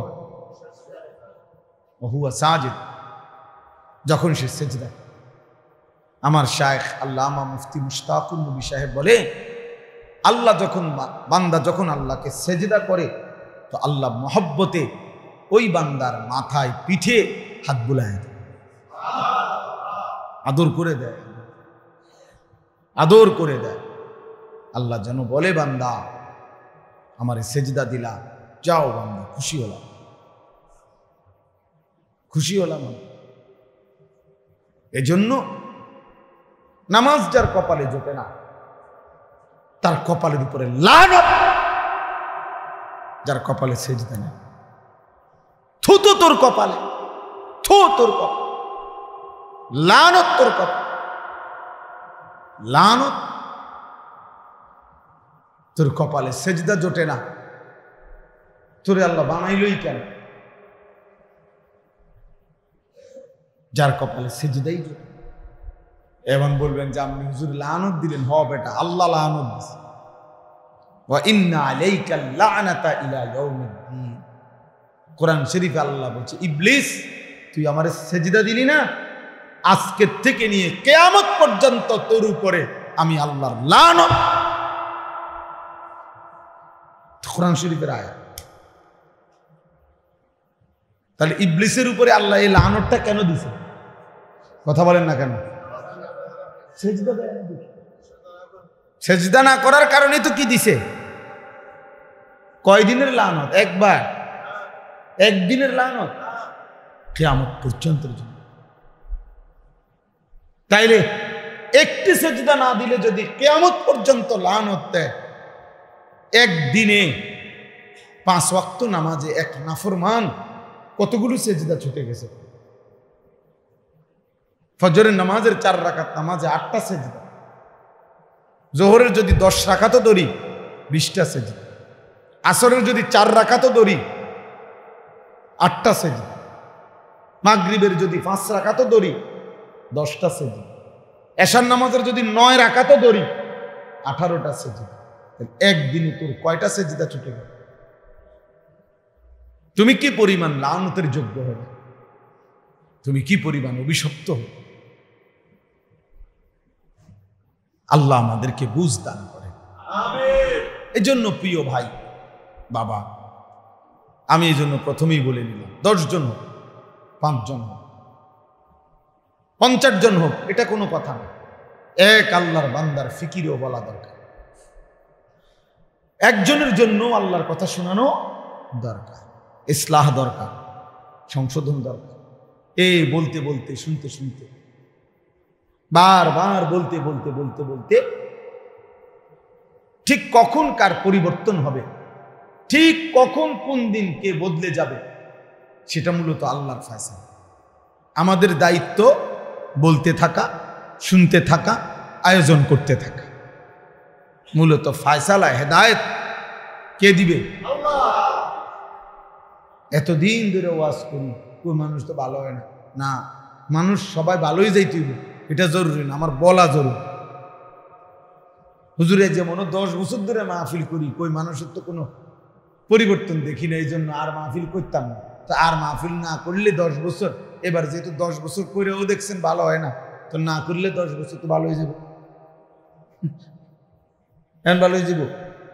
তাই আমার দায়িত্ব তো এটা, আমার দায়িত্ব তো কয়জন হেদায়েত পাইলো না পাইলো এটার হিসাব করা আমার দায়িত্ব, আমার বলা দায়িত্ব, বলতে থাকো।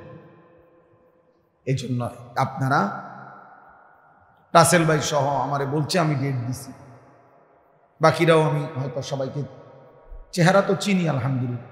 আপনাদের এই হিলফুল ফুজুল নামে আপনাদের এই আয়োজন আপনারা ধারাবাহিক করবেন, ধারাবাহিক। 5 জন যদি আপনাকে সদস্য হন, আপনারা আগে নিয়ত করবেন যে দোস্ত আগে ওয়াদা করো আমরা 5 জন শুনবো কিনা।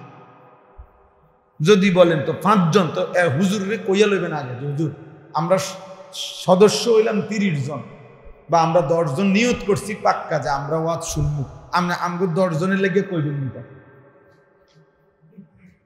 কথা বুঝেন নাই? এমন হুজুর যদি রাজি হয় হেবাটার দাওয়াত বললাম, লোক হইব 10 জন, আর যদি বেশি হয় আলহামদুলিল্লাহ, না হইলে আমরা 10 জনের বুঝ দিব। আপনি 10 জনের বলবেন, আপনি 5 জনের বলবেন, একজনকে বলবেন। আল্লাহ আমাদেরকে তৌফিক দান করেন। এই হিলফুল ফুজুল এটা নবীজি সাল্লাল্লাহু আলাইহি ওয়াসাল্লামের জন্মেরও আগে সংগঠন, আরবের একটি সংগঠনের নাম মূলত। অর্থাৎ আরবের মধ্যে ফজল নামে, একই নামে 3 ব্যক্তি ছিল, 3 জন ব্যক্তি ফজল নাম, 3 জনের নামে ফজল। এই 3 জন ব্যক্তি একই নামের, ওনারা একসাথে অঙ্গীকার করছিল। হিলফুন মানে হলো ওয়াদা, অঙ্গীকার, শপথ। আর এই ফুজুল মানে হলো ফজল নামের 3 জন। বুঝছেন? এটা কিন্তু অনেকখানে এই সংগঠনের নাম আছে, দেখেন না, এই জন্য বলতেছি আর কি, সবার ভালো হবে। অর্থাৎ এই একই নামের 3 জন ব্যক্তি ফজল নামের, ওনারা মক্কায় একদিন সিদ্ধান্ত নিছে, শপথ করছে যে আমরা আমাদের এই মক্কায় আমরা সর্বাত্মক চেষ্টা করব এখানে যেন কারো উপরে কোনো জুলুম, ছিনতাই, কারো উপরে যেন অন্যায় না হয়, কেউ কারো উপরে যেন জুলুম করতে না পারে। আমরা মজলুমের পক্ষে, দুর্বলের পক্ষে আমরা সমর্থন করব, সহযোগিতা করব, সাহায্য করব, জালেমকে প্রতিহত করতে চেষ্টা করব, মজলুমের কল্যাণ করব, দুস্থ অসহায়ের কল্যাণ করব। এই একটা শপথ নিয়ে ওনারা কাজ শুরু করছিলেন। পরবর্তীতে বহু মানুষ এর সাথে যোগ হয়েছে এবং খোদ নবুয়ত পূর্ব মানে 40 বছরের আগেই আমাদের নবী সাল্লাল্লাহু আলাইহি ওয়াসাল্লামও এই ইনাদের এই হিলফুল ফুজুলের সাথে সক্রিয়ভাবে অংশগ্রহণ করছে। বুঝছেন না কথা? তো সেইখান থেকে আজকে 1500 বছর আগের এই পবিত্র নিয়তে, ভালো নিয়তে তিনজন ব্যক্তি একটি উত্তম কাজের জন্য নিয়ত করছিল, শপথ করছিল। তো সেই নাম আজকে ১৫০০ বছর পরেও পৃথিবীতে কেমন পরিচিত না, কেমন পরিচিত। কত নামে আমরা তো ওয়াজে যাই, সারা বাংলাদেশে এই নামে শত শত এলাকায় কি আছে সংগঠন, হিলফুল ফুজুল। তাহলে শুধু এটা বাংলাদেশে না অন্যত্র নাই? তাহলে এই জন্য বললাম মুখলেসানা খেদমত মানে নিষ্ঠার সাথে আল্লাহর সন্তুষ্টির জন্য কোনো খেদমত যদি করা হয় তো যুগ যুগ ধরে এটা টিকে থাকে। আল্লাহ তাআলা আপনাদেরকেও তৌফিক দেন, কবুল করেন, আমিন। এইবার আমি একটা আয়াত পড়ছি, এই আয়াতের উপরে অল্প একটু কথা বললে আমার কথা শেষ ইনশাআল্লাহ। আমাদের প্রিয় ভাই হযরত মাওলানা মুফতি ইউসুফ বিন ইকবাল, এই মাওলানা বয়সে আমাদের অনেক কম, আলহামদুলিল্লাহ সে অনেক ভালো আলেম, অনেক ভালো আলেম।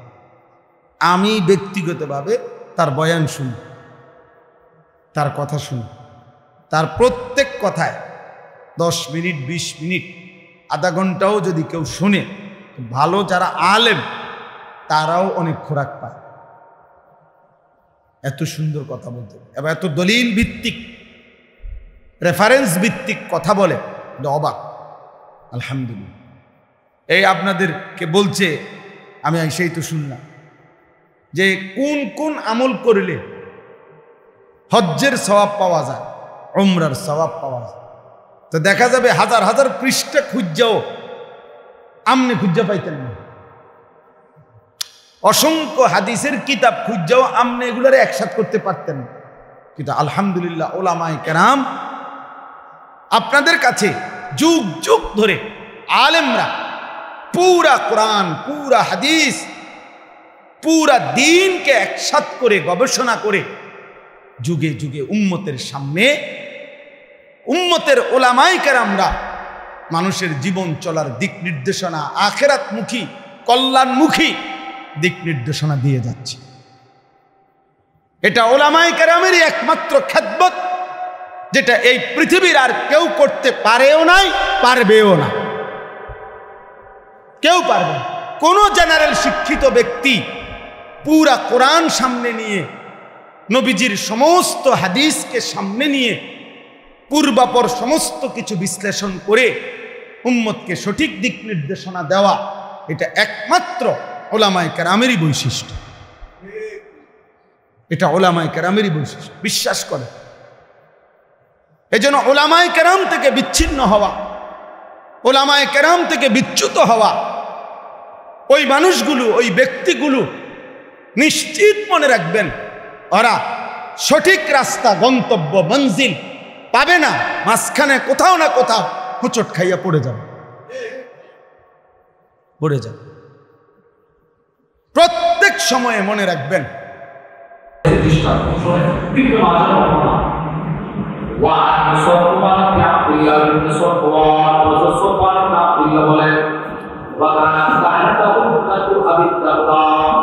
এই সফর ছিল আবু দারদা রাদিয়াল্লাহু তাআলা মেয়ের জামা, সাহাবী আবু দারদা শ্বশুর, আর সফওয়ান ইবনে আব্দুল্লাহ মেয়ের জামা। তো সফওয়ান ইবনে আব্দুল্লাহ হজের ইচ্ছে পোষণ করতে হজ করবে, হজ করার পূর্বে নিজের শ্বশুর বাড়িতে গেছে, বিবির কাছে গেছে। সাহাবী নিজের বিবির কাছে আসলেন, শ্বশুর বাড়িতে আসছে।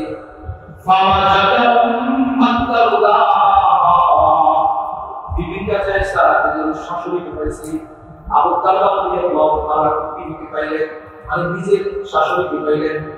আর শাশুড়ি মেয়ের জামাই প্রশ্ন করে, ফাকাল তুরিদুল হাজ আল্লাহ, হে আমার মেয়ের জামাই, আপনি নাকি এই বছর হজে ট্রিট করছেন? আরে আপনি হজে যে আপনার শাশুড়ি জানেন না, জানবেন কিনা বলেন, সে পরিবার পরিজন শুকুরি না। তো সাহাবী হজে যাবে, শ্বশুর বাড়িতে গেছে। এবার শাশুড়ি প্রশ্ন করে, হে আমার মেয়ের জামাই, আপনি নাকি এই বছর হজে যাবেন? এবার সাহাবী এই প্রশ্নের জবাবে হযরত সাফওয়ান বলে, জি আমি হজে যাব। আমি হজে যাব। এবার শাশুড়ি কি বলে দেখেন, আমি আপনাদের কি বোঝানোর উদ্দেশ্য, শাশুড়ি বলতে লাগলেন, আমার শাশুড়ি বলতে লাগলেন, এই আমার মেয়ে কামা হজের মৌসুমে হজের নিয়ে কিন্তু আমাদেরকে বলেছে না। শাশুড়ি মেয়ের জামাইকে বলতেছে, আপনি কিন্তু হজে নিয়ে আমাকে বলেছেন না, আপনার শ্বশুরকে বলেছেন না, আপনার বিবি কিন্তু বলছেন না, আমাদেরকে বলছেন না, আমাদের জন্য একটু দোয়া করবেন না। কি করবেন বলেন? এই হাদিসে দেখা হুজুর সাল্লাল্লাহু আলাইহি ওয়াসাল্লাম বলে গেছেন দোয়া চাইছিল ইনজাজুল হাজা বিশরহি সুনান ইবনে মাজাহ। ইবনে মাজার একটা সরা আছে, এটার মধ্যে লিখছে ফিহি হাসুন লিল উম্মাহ আলার রাগবা ফি দুআইস সালিহিন ওয়া আহলিল ইবাদা। কেমন দিন রাসূল আমাদেরকে বলতে চাচ্ছেন, তুমি যদি তোমার জীবদ্দশায় কোনো মানুষকে আল্লাহর ঘর জিয়ারতে যাইতে দেখো, তুমি তার কাছে দোয়া চাইবা। ওয়া তানবিহুল লাহুম আলা আল্লা ইয়াখুসু আনফুসাহুম বিদুআ।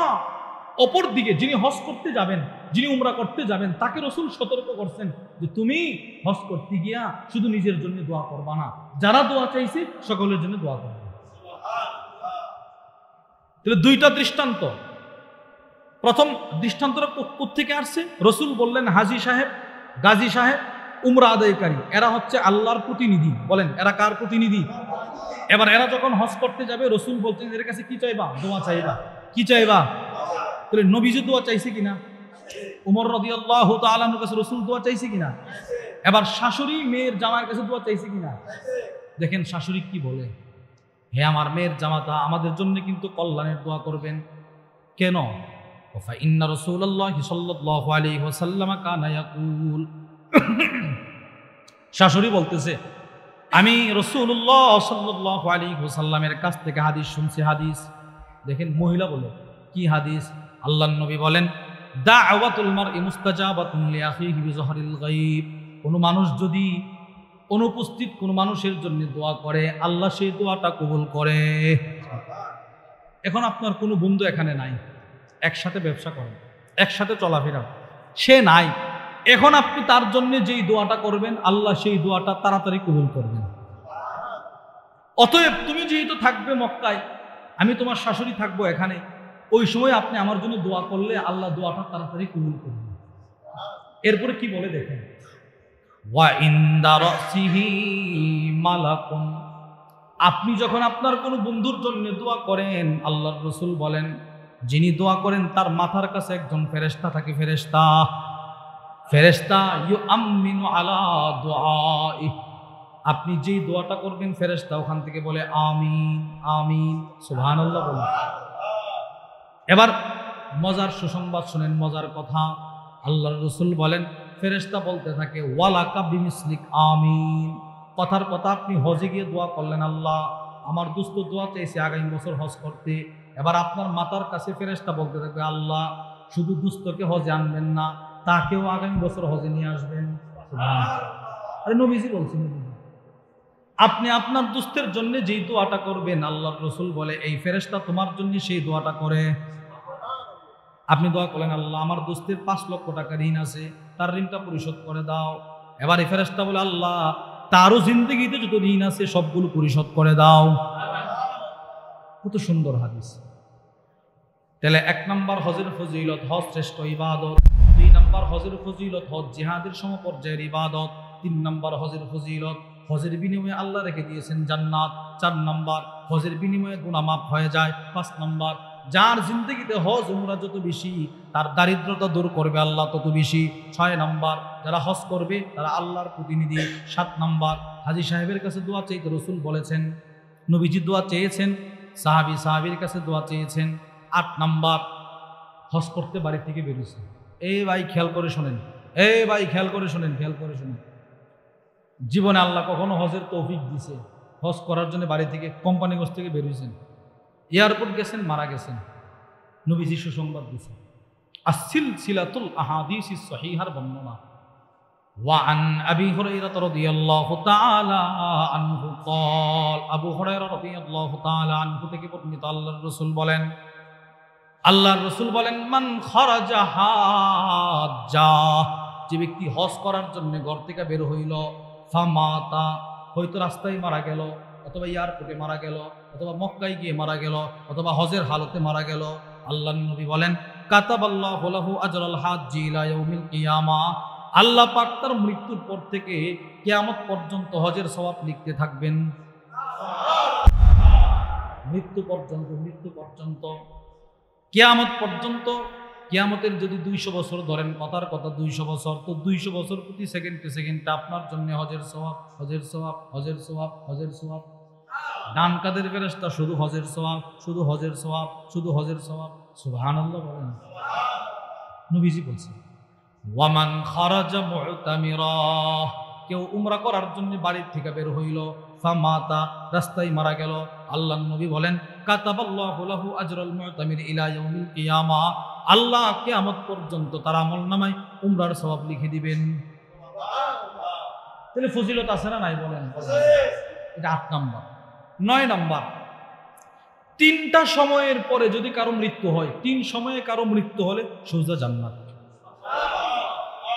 1 নাম্বার, মান সামা শাহরা রমাদান, রমাদানুল মুবারকের সবগুলো রোজা রাখছে, এবার ঈদের রাত্রিতে ঈদ, পরের দিন সকালে ঈদ, ইফতারটা করছে মারা গেছে, ইফতার করছে মারা গেছে, এশারের নামাজ পড়ে মারা গেছে, রাত্রে 12টায় মারা গেল, ফজরের সময় মারা গেল, ঈদের নামাজ পড়ে মারা গেল, যে ব্যক্তি রমজানের রোজা রাখার পরে মারা যাবে তিনি জাহান্নাম থেকে মুক্তি, জান্নাতের বাসিন্দা হয়ে যাবে। 2 নাম্বার, মান খারমান কাদিমা মিন হাজ্জাতিহি, যে ব্যক্তি হজ থেকে ফিরে আসলো, হজ করেছে, এবার হজের কাজ শেষ করে বাড়িতে আসছি, বাড়িতে আসার পর মারা গেছে, তিনি সোজা আল্লাহর জান্নাতের মেহমান। 9টা ফজিলত বললাম, আমি আবার বলতেছি।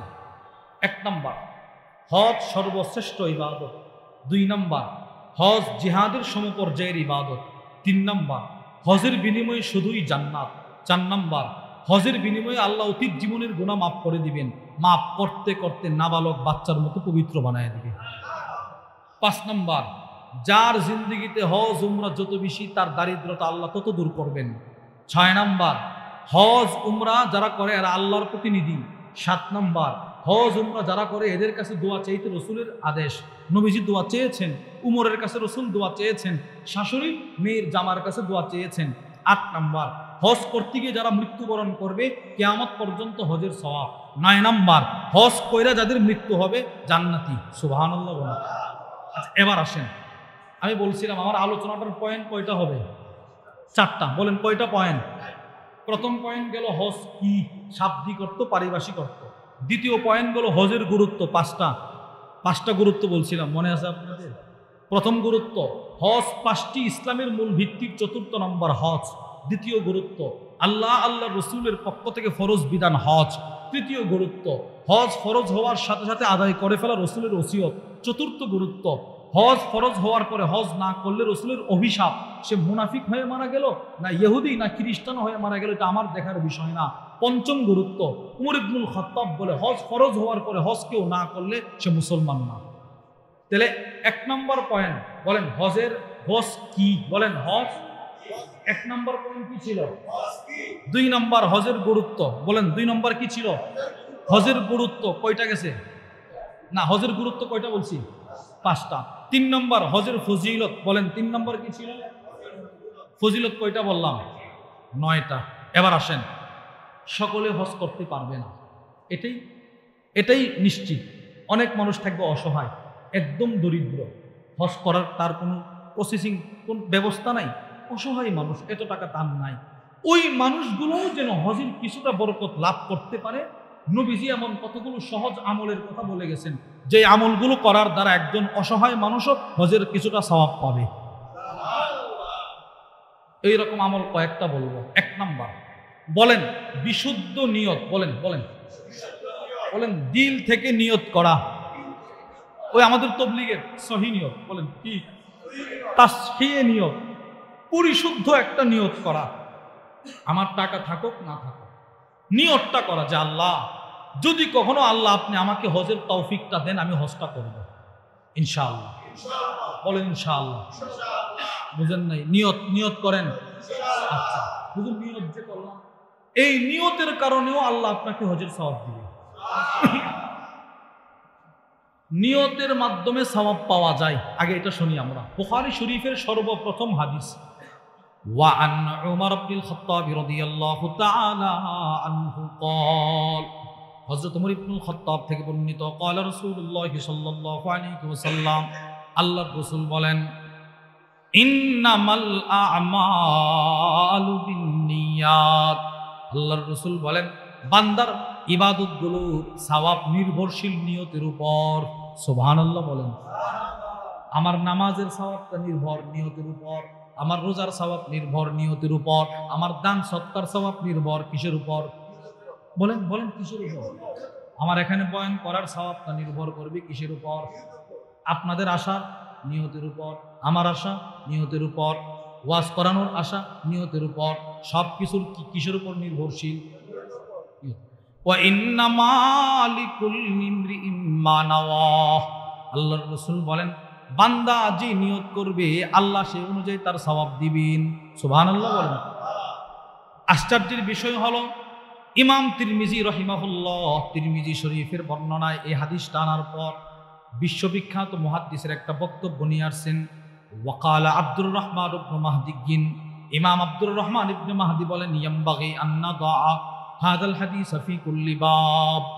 আব্দুর রহমান ইবনে মাহদি বলেন প্রত্যেকটা মানুষের উচিত তার সব সেক্টরে এই হাদিসটাকে সামনে রাখা। ব্যবসায়ী ব্যবসার শুরুতে হাদিসটাকে সামনে রাখা, ওয়াইজ বক্তা বয়ান শুরুর পূর্বে হাদিসটাকে সামনে রাখা, শ্রোতা হাদিসটাকে সামনে রাখা। হাদিসটা কি? সব কিছুর সওয়াব নির্ভরশীল নিয়তের উপর। বলেন কিসের উপর? নিয়তের বরকতে যে আল্লাহ সওয়াব দেন, এটা আপনাদেরকে বোঝানোর জন্য 4টা দৃষ্টান্ত দিব। 4টা দৃষ্টান্ত। আপনি হজের নিয়ত করছেন, কোনো কারণে হজটা করতে পারেন নাই, মারা গেছেন, হাসরের ময়দানে আল্লাহ আপনাকে হজের সওয়াব দিয়ে উঠাবেন। নিয়তের বরকতেও যে সওয়াব পাওয়া যায় এটা বোঝানোর জন্য আমরা 4টা দৃষ্টান্ত শুনব। দৃষ্টান্ত নাম্বার 1, মুসলিম শরীফের বর্ণনা। ওয়া আন জাবির ইবনে আব্দুল্লাহ রাদিয়াল্লাহু তাআলা আনহুমা قال, হযরত জাবির ইবনে আব্দুল্লাহ থেকে বর্ণিত, আল্লাহর রাসূল বলেন, জাবির বলেন, কুন্না মা রাসূলিল্লাহি সাল্লাল্লাহু আলাইহি ওয়াসাল্লাম ফি গাযা, আমরা নবীজির সাথে এক যুদ্ধে ছিলাম। যুদ্ধে হযরত জাবির বলেন সাহাবাদের এক জামাত নবীজির সাথে যুদ্ধে ছিল। যুদ্ধে এবার আল্লাহর রাসূল বলতে লাগলেন, ও জাবির শোনো, ইন্না বিল মাদিনাতি লারিজালা, মদিনায় কিছু মানুষ আছে, মানুষ যে মানুষগুলো মা সিরতুম মাসিরা ওয়ালা কাতাতুম ওয়াদিয়া, তোমাদের মতো যুদ্ধে অংশগ্রহণ করতে পারে না, তোমাদের মতো লম্বা লম্বা সফর করতে পারে না, তোমাদের মতো পাহাড় গিরিপথ বায়া বায়া এক জায়গায় যাইতে পারে না, পাহাড়ের গিরিপথ অতিক্রম করতে পারে না। মানুষগুলো হাবাসাহুমুল মারদ, অসুস্থ, অসুস্থতার কারণে তোমাদের মতো অনেক জিহাদে অংশগ্রহণ করতে পারে না। মানুষগুলো মদিনায় বসা আছে, মদিনায় থাকে, একটু নামাজ পড়ে, রোজা রাখে, জিহাদের তামান্না দিলে ছিল, নিয়ত ছিল, কিন্তু অসুস্থতার কারণে এই ইবাদতগুলো করতে পারে না। আল্লাহর রাসূল বলেন, ইল্লা কানু মাআকুম, আল্লাহ তোমরা জিহাদ করার কারণে তোমাদের যে পরিমাণ সওয়াব, আল্লাহ এদেরকে সেই পরিমাণ সওয়াব দিয়ে দিয়েছেন। এই যে অসুস্থ কেন দিলেন? নিয়ত ছিল, নিয়ত। সুবহানাল্লাহ বলেন। যে মানুষগুলো মদিনায় বসা, সেই মানুষগুলোর নিয়ত ছিল বিশুদ্ধ নিয়ত। আল্লাহ এরা হারতে পারে, আল্লাহ এদের শরীরে শক্তি আছে, এরা জিহাদ করতে পারে। আল্লাহ আমি অসহায় দরিদ্র, আল্লাহ আমি অসুস্থ, আল্লাহ আমি অসুস্থ, আমি জিহাদ করতে পারি না। আল্লাহর রাসূল বলেন, ইল্লা কানু মাআকুম, মানুষগুলো যদিও মদিনায়, সওয়াবের ক্ষেত্রে তারা তোমাদের সাথে। সুবহানাল্লাহ।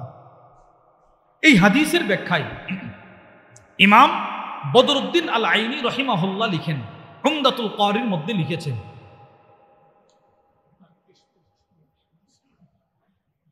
ইমাম বদরুদ্দিন আল আইনি রহিমাহুল্লাহ তার বিখ্যাত কিতাব উমদাতুল কারির মধ্যে লেখেন, মান হাবাসাহুল উযর মিন আ'মালিল বিররি মা নিয়্যা।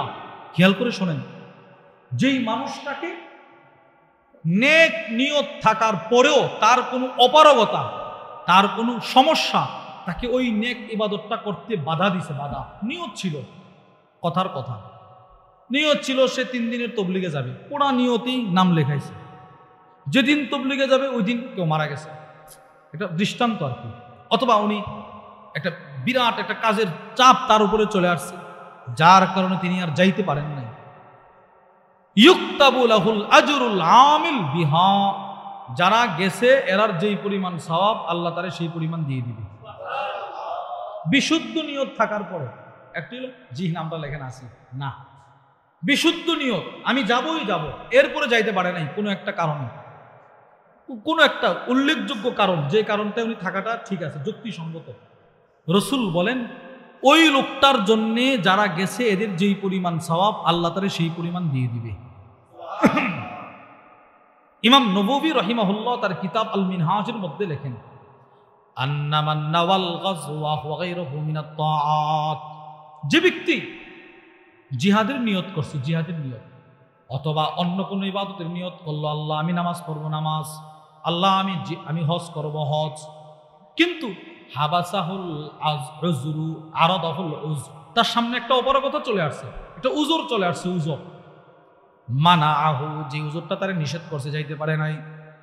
এবার ইমাম নববী বলেন হাসালাহু সাওয়াবুন নিয়াতি, তার নিয়তটা থাকার কারণে ওই ইবাদতের সওয়াব আল্লাহ তাকে দিয়ে দিবেন। সুবহানাল্লাহ বলেন না? তাহলে আমরা 1 নম্বর দৃষ্টান্ত পাইলাম যে নিয়তের বরকতেও আল্লাহ সওয়াব দিবেন। বলেন নিয়তের বরকতেও আল্লাহ কি দিবেন? এই যে মানুষগুলো মদিনায় বসা অসুস্থ, জিহাদ করছে অন্য সাহাবারা, নবীজি বলতেছেন তোমরা যেমন সওয়াব পাইছো, যারা অসুস্থতার কারণে আসতে পারে এরা সমপরিমাণ সওয়াব। হ্যাঁ, 2 নম্বর দৃষ্টান্ত মুসলিম শরীফের বর্ণনা, ওয়ান সাহল ইবনে হুনাইফ রাদিয়াল্লাহু তাআলা আনহু قال, হযরত সাহল ইবনে হুনাইফ থেকে বর্ণিত আল্লাহর রাসূল বলেন قال রাসূলুল্লাহ সাল্লাল্লাহু আলাইহি ওয়াসাল্লাম, নবীজি বলেন মান সাআলাল্লাহ, যে আল্লাহর কাছে চায়, আশ-শাহাদা, শহীদ হইতে, আল্লাহ আমি আপনার রাস্তায় জিহাদ করে শহীদ হতে চাই, বলেন ইনশাআল্লাহ, হাত ওঠান বলেন ইনশাআল্লাহ। এই তামান্না যদি কারো ভিতরে না থাকে, রাসূল বলেন সে মুনাফিক। সে কি বলেন? নিয়ত করা, আল্লাহ যদি ইসলামকে বুলন্দ করার জন্য কোনো জিহাদ আসে ওটা আমি অংশগ্রহণ করব, আমি আপনার জন্য শহীদ হব। নবীজি নিজে দোয়া করতেন, আল্লাহ আমি যদি একবার শহীদ হইতাম, মারা যেতাম, তো আমি আবার আসতাম, এসে আবার শহীদ হইতাম, আবার মারা যেতাম, আবার আসতাম, আবার শহীদ হইতাম। সুবহানাল্লাহ বলুন।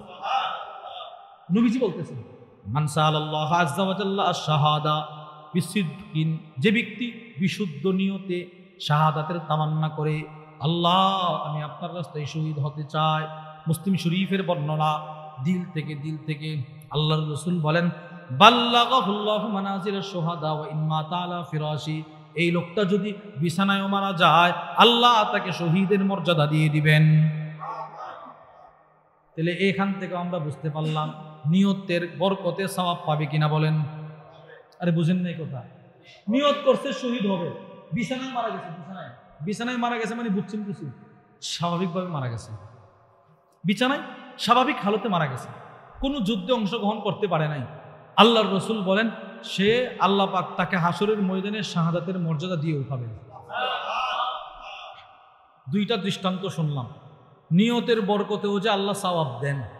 3 নম্বর দৃষ্টান্ত নাসাই শরীফের বর্ণনা, ওয়ান আবি দারদা রাদিয়াল্লাহু তাআলা আনহু قال, আবু দারদা রাদিয়াল্লাহু তাআলা আনহু থেকে বর্ণিত, قال রাসূলুল্লাহ সাল্লাল্লাহু আলাইহি ওয়াসাল্লাম, আল্লাহর রাসূল বলেন মান আতা ফিরাশা, বয়ান শেষ, বাড়িতে গেলেন, ঘুমানোর জন্য বিছানায় গেলেন, আল্লাহর নবী বলেন রাত্রে ঘুমানোর সময় আমার কোনো উম্মত যদি নিয়ত করে, নিয়ত আইয়ানভি, এই নিয়ত করে, আইয়াকুম ফায়ুসাল্লি, নিয়ত করলো সে রাত্রে ঘুম থেকে জাগ্রত হয়ে 2 রাকাত তাহাজ্জুদ করবে, 4 রাকাত তাহাজ্জুদ করবে, 6 রাকাত তাহাজ্জুদ করবে। আল্লাহর নবী বলেন মান আতা ফিরাশাহু ওয়া হুয়া ইয়ানভি আইয়াকুম, আমার কোনো উম্মত যদি রাত্রে বিছানায় ঘুমানোর সময় এই নিয়ত করে, আল্লাহ যদি আমি ফজরের আজানের আগে জাগ্রত হতে পারি, 4 রাকাত তাহাজ্জুদ করব, 6 রাকাত তাহাজ্জুদ করব, 2 রাকাত তাহাজ্জুদ করব। আল্লাহর রাসূল বলেন ফাগালাবাতুহু আইনুহু, বিছানায় ঘুমানোর পর তার ঘুম চলে আসলো, এতটাই আরামের ঘুম চলে আসছে, হাত্তা ইউসবিহা, ঘুম থেকে মুয়াজ্জিনের আজানের কণ্ঠে আজান শোনার পরে ঘুম ভাঙছি, তাহলে আর কি তাহাজ্জুদের সময় আছে না নাই? আছে? শেষ হয়ে গেছে। তাহাজ্জুদের সময় তো শেষ। এবার আল্লাহ রসুল কি বলে দেখেন, তুমি ঘুমায় গেলা, তোমার নিয়ত ছিল তাহাজ্জুদ করবা, এবার মুয়াজ্জিন আযান শুনে ঘুম থেকে জাগ্রত হইলা, আল্লাহর নবী বলেন কুতিবা লাহু মা নাওয়া, ওই যে 6 রাকাত তাহাজ্জুদের নিয়ত করেছিলা পড়তে পারো নাই, এরপরেও আল্লাহ 6 রাকাতের সওয়াব তোমার আমলনামায় দিয়ে দিবেন। বলেন নিয়তের বরকত আছে না নাই? নবীজি বলছে। তো আমি যে ঘুমাইলাম, ঘুমটা কি? আল্লাহর রাসূল বলেন ওয়া কানা নাওমুহু সাদাকাতান আলাইহি মির রাব্বি, এর ফাঁক দিয়া যে তুমি ঘুমাইছো, তোমার ঘুমটা আল্লাহর পক্ষ থেকে একটা পুরস্কার। আপনি শুধু নিয়ত করছেন আল্লাহ আমি ফজর পড়ব, এখন নিয়ত করছেন আল্লাহ আমি ফজর পড়ব, বিশুদ্ধ নিয়ত, বাটপাড়ের নিয়ত, বিশুদ্ধ নিয়ত। এরপরে ঘুমাইছেন, চোখ খুলে দেখেন ফজরের সময় চলে গেছে, ফজরের সওয়াব আল্লাহ দিয়ে দিছে। তাহাজ্জুদের নিয়ত করছেন, তাহাজ্জুদ পড়বেন, ওটা দেখেন ইমাম সাহেব আর মুয়াজ্জিন সাহেব আযান দিয়ে দিছে, আর তাহাজ্জুদ পড়ার সুযোগ হয় নাই। রাসূল বলেন কুতিবা লাহু মা নাওয়া, তুমি যত রাকাতের নিয়ত করেছিলা আল্লাহ তোমাকে ওই রাকাতের সওয়াব দিয়ে দিছে। তাহলে 3টা হাদিস থেকে আমরা কি বুঝলাম? বিশুদ্ধ নিয়তেরও সওয়াবের বরকত আছে না নাই? নিয়তের একটা বরকত আছে না নাই? 4 নম্বর দৃষ্টান্ত বুখারী শরীফের বর্ণনা। وعن أبي هريرة رضي الله تعالى عنه قال, আবু হুরায়রা রাদিয়াল্লাহু তাআলা আনহু থেকে বর্ণিত, আল্লাহর রাসূল বলেন, দেখেন এই হাদিসটা হলো হাদিসে কুদসি, এটা আল্লাহর বক্তব্য। قال رسول الله صلى الله عليه وسلم, নবীজি বললেন ইয়াকুলুল্লাহু আযজা ওয়া জাল্লা, আল্লাহ তাআলা বলেন, আবু হুরায়রা বলেন নবীজি বলতেছেন, নবীজি বলেন আল্লাহ তাআলা বলতেছেন। এর মানে যেই কথাই আল্লাহ তাআলা বলেন ওই কথাগুলো হলো যদিও রাসূলের কথা, কিন্তু এটা হলো হাদিসে কুদসি। বলেন হাদিসে কুদসি, বলেন বলেন এগুলো কি? হাদিসে কুদসি, মানে সরাসরি আল্লাহর কথা। আল্লাহ কি বলতেছেন? আল্লাহ বলেন ইযা আরাদা আবদি আইয়া আমালা সাইয়্যাহ, আল্লাহ বলেন আমার কোন বান্দা যখন গুনাহ করার ইচ্ছা করে, গুনাহ, বলেন কি করা? আল্লাহ বলেন আমার কোন বান্দা যখন গুনাহ করার ইচ্ছা করে, গুনাহ, আলাম ইয়ামালহা, এখনো গুনাহটা করে নাই, আল্লাহ তাআলা বাম কাদের ফেরেশতাকে বলে না না, সে শুধু নিয়ত করছে, নিয়ত এখনো গুনাহটা করে নাই, তোরা কিন্তু তার জন্য গুনাহ লিখবি না। সুবহানাল্লাহ বলেন, শুধুই মাত্র গুনাহ করার নিয়ত করছে, এখনো গুনাহটা করে নাই, সাবধান, কিন্তু তার জন্য গুনাহ লিখবা না। দেখিস না, আগে দেখ করে কিনা। এবার আল্লাহ কি বলে দেখেন, ওয়া ইন তারাকাহা মিন আজলি, গুনাহ করার নিয়ত করেছিল, এরপরে গুনাহটা আমি আল্লাহর ভয়ে ছেড়ে দিছি। আল্লাহর রাসূল বলেন আল্লাহ তাআলা ডান কাদের ফেরেশতাকে বলে তার জন্য একটা নেকি লিখে দাও। নিয়ত করছে গুনাহ করবে, আল্লাহ ফেরেশতাকে বলে লা তাকতুবু, এই গুনাহ লিখিস না যতক্ষণ না গুনাহটা বাস্তবায়ন না করে। এবার সে বাস্তবে গুনাহটা করে নাই, ছেড়ে দিছে। রাসূল বলেন আল্লাহ ডান কাদের ফেরেশতাকে বলে তার জন্য একটা নেকি লিখে দাও। এরপরে দেখেন ওয়া ইন্না আমিলাহা, এবার সে যদি গুনাহটা করে, গুনাহটা করছে, আল্লাহর রাসূল বলেন আল্লাহ তাআলা বাম কাদের ফেরেশতাকে বলে একটা গুনাহ করছে, একটা গুনাহ লিখবা, বেশি লিখবা না। সুবহানাল্লাহ, একটা করছে একটাই লেখো, 4টা লিখো না। এর বিপরীত দেখেন, শুনেন এর বিপরীত দেখেন নবীজি কি বলে। আল্লাহ বলতেছেন ওয়া ইযা আরাদা আবদি আইয়া আমালা হাসানা, আমার কোন বান্দা যখন একটা নেক কাজ করার নিয়ত করছে, নিয়ত, বলেন কি করছে? একটা নেক কাজ করার নিয়ত করছে, নিয়ত, ওয়ালাম ইয়ামালহা, এখনো নেক কাজটা করে নাই, নিয়ত করছে আল্লাহ আমি আগামীকালকে 100 টাকা দান করব, আল্লাহ আমি আগামীকালকে একজন দারিদ্রকে খাবার খাওয়াবো, আল্লাহ আমি আগামীকালকে এই কাজটা করব, আল্লাহ আমি আগামীকালকে 2 রাকাত নফল করব, এটা নিয়ত করছে। আল্লাহর রাসূল বলেন আল্লাহ তাআলা সাথে সাথে দান কাদের ফেরেশতাকে বলে ফাকতুবুহা লাহু বিহাসানা, তার জন্য একটা নেকি লিখে দাও, একটা নেকি লিখে দাও, এই একটা নেকি তাড়াতাড়ি লিখে দাও। দেখেন কত বড় আল্লাহর রহমত, আল্লাহর দয়া কি পরিমাণ। গুনাহের ক্ষেত্রে গুনাহের নিয়ত করছে, আল্লাহ বাম কাদের ফেরেশতাকে বলে গুনাহ লিখিস না। আর নেক কাজের ক্ষেত্রে নেকের নিয়ত করছে, সাথে সাথে আল্লাহ ডান কাদের ফেরেশতাকে বলে একটা নেকি লিখে দাও। সে যে নিয়ত করছে নেকি লিখে দাও, নিয়তটা যে শুধু করছে। চিন্তা করো, ফাইন আমিলাহা, এবার সে যদি সেই ইবাদতটা করে, যে ভালো কাজটা করার নিয়ত করছিল এটা করছে, আল্লাহর রাসূল বলেন ফাকতুবুহা লাহু বিআশরি আমসালিহা ইলা ৭০০ দিফিন। এবার আল্লাহর রাসূল বলেন, আল্লাহ তাআলা ডান কাদের ফেরেশতাকে বলে 10 থেকে 700 গুণ পর্যন্ত তার সওয়াব বাড়ায় দাও। সুবহানাল্লাহ। 10 গুণ থেকে 700 গুণ পর্যন্ত তার সওয়াবটা বাড়ায় দাও। তাহলে আমি আপনাদেরকে 4টা দৃষ্টান্ত দিলাম, বিশুদ্ধ নিয়তের বরকতেও সওয়াব পাওয়া যায় কিনা বলেন? 4টা দৃষ্টান্ত দিছি। 1 নম্বর দৃষ্টান্ত, মদিনায় কিছু অসুস্থ মানুষ ছিল।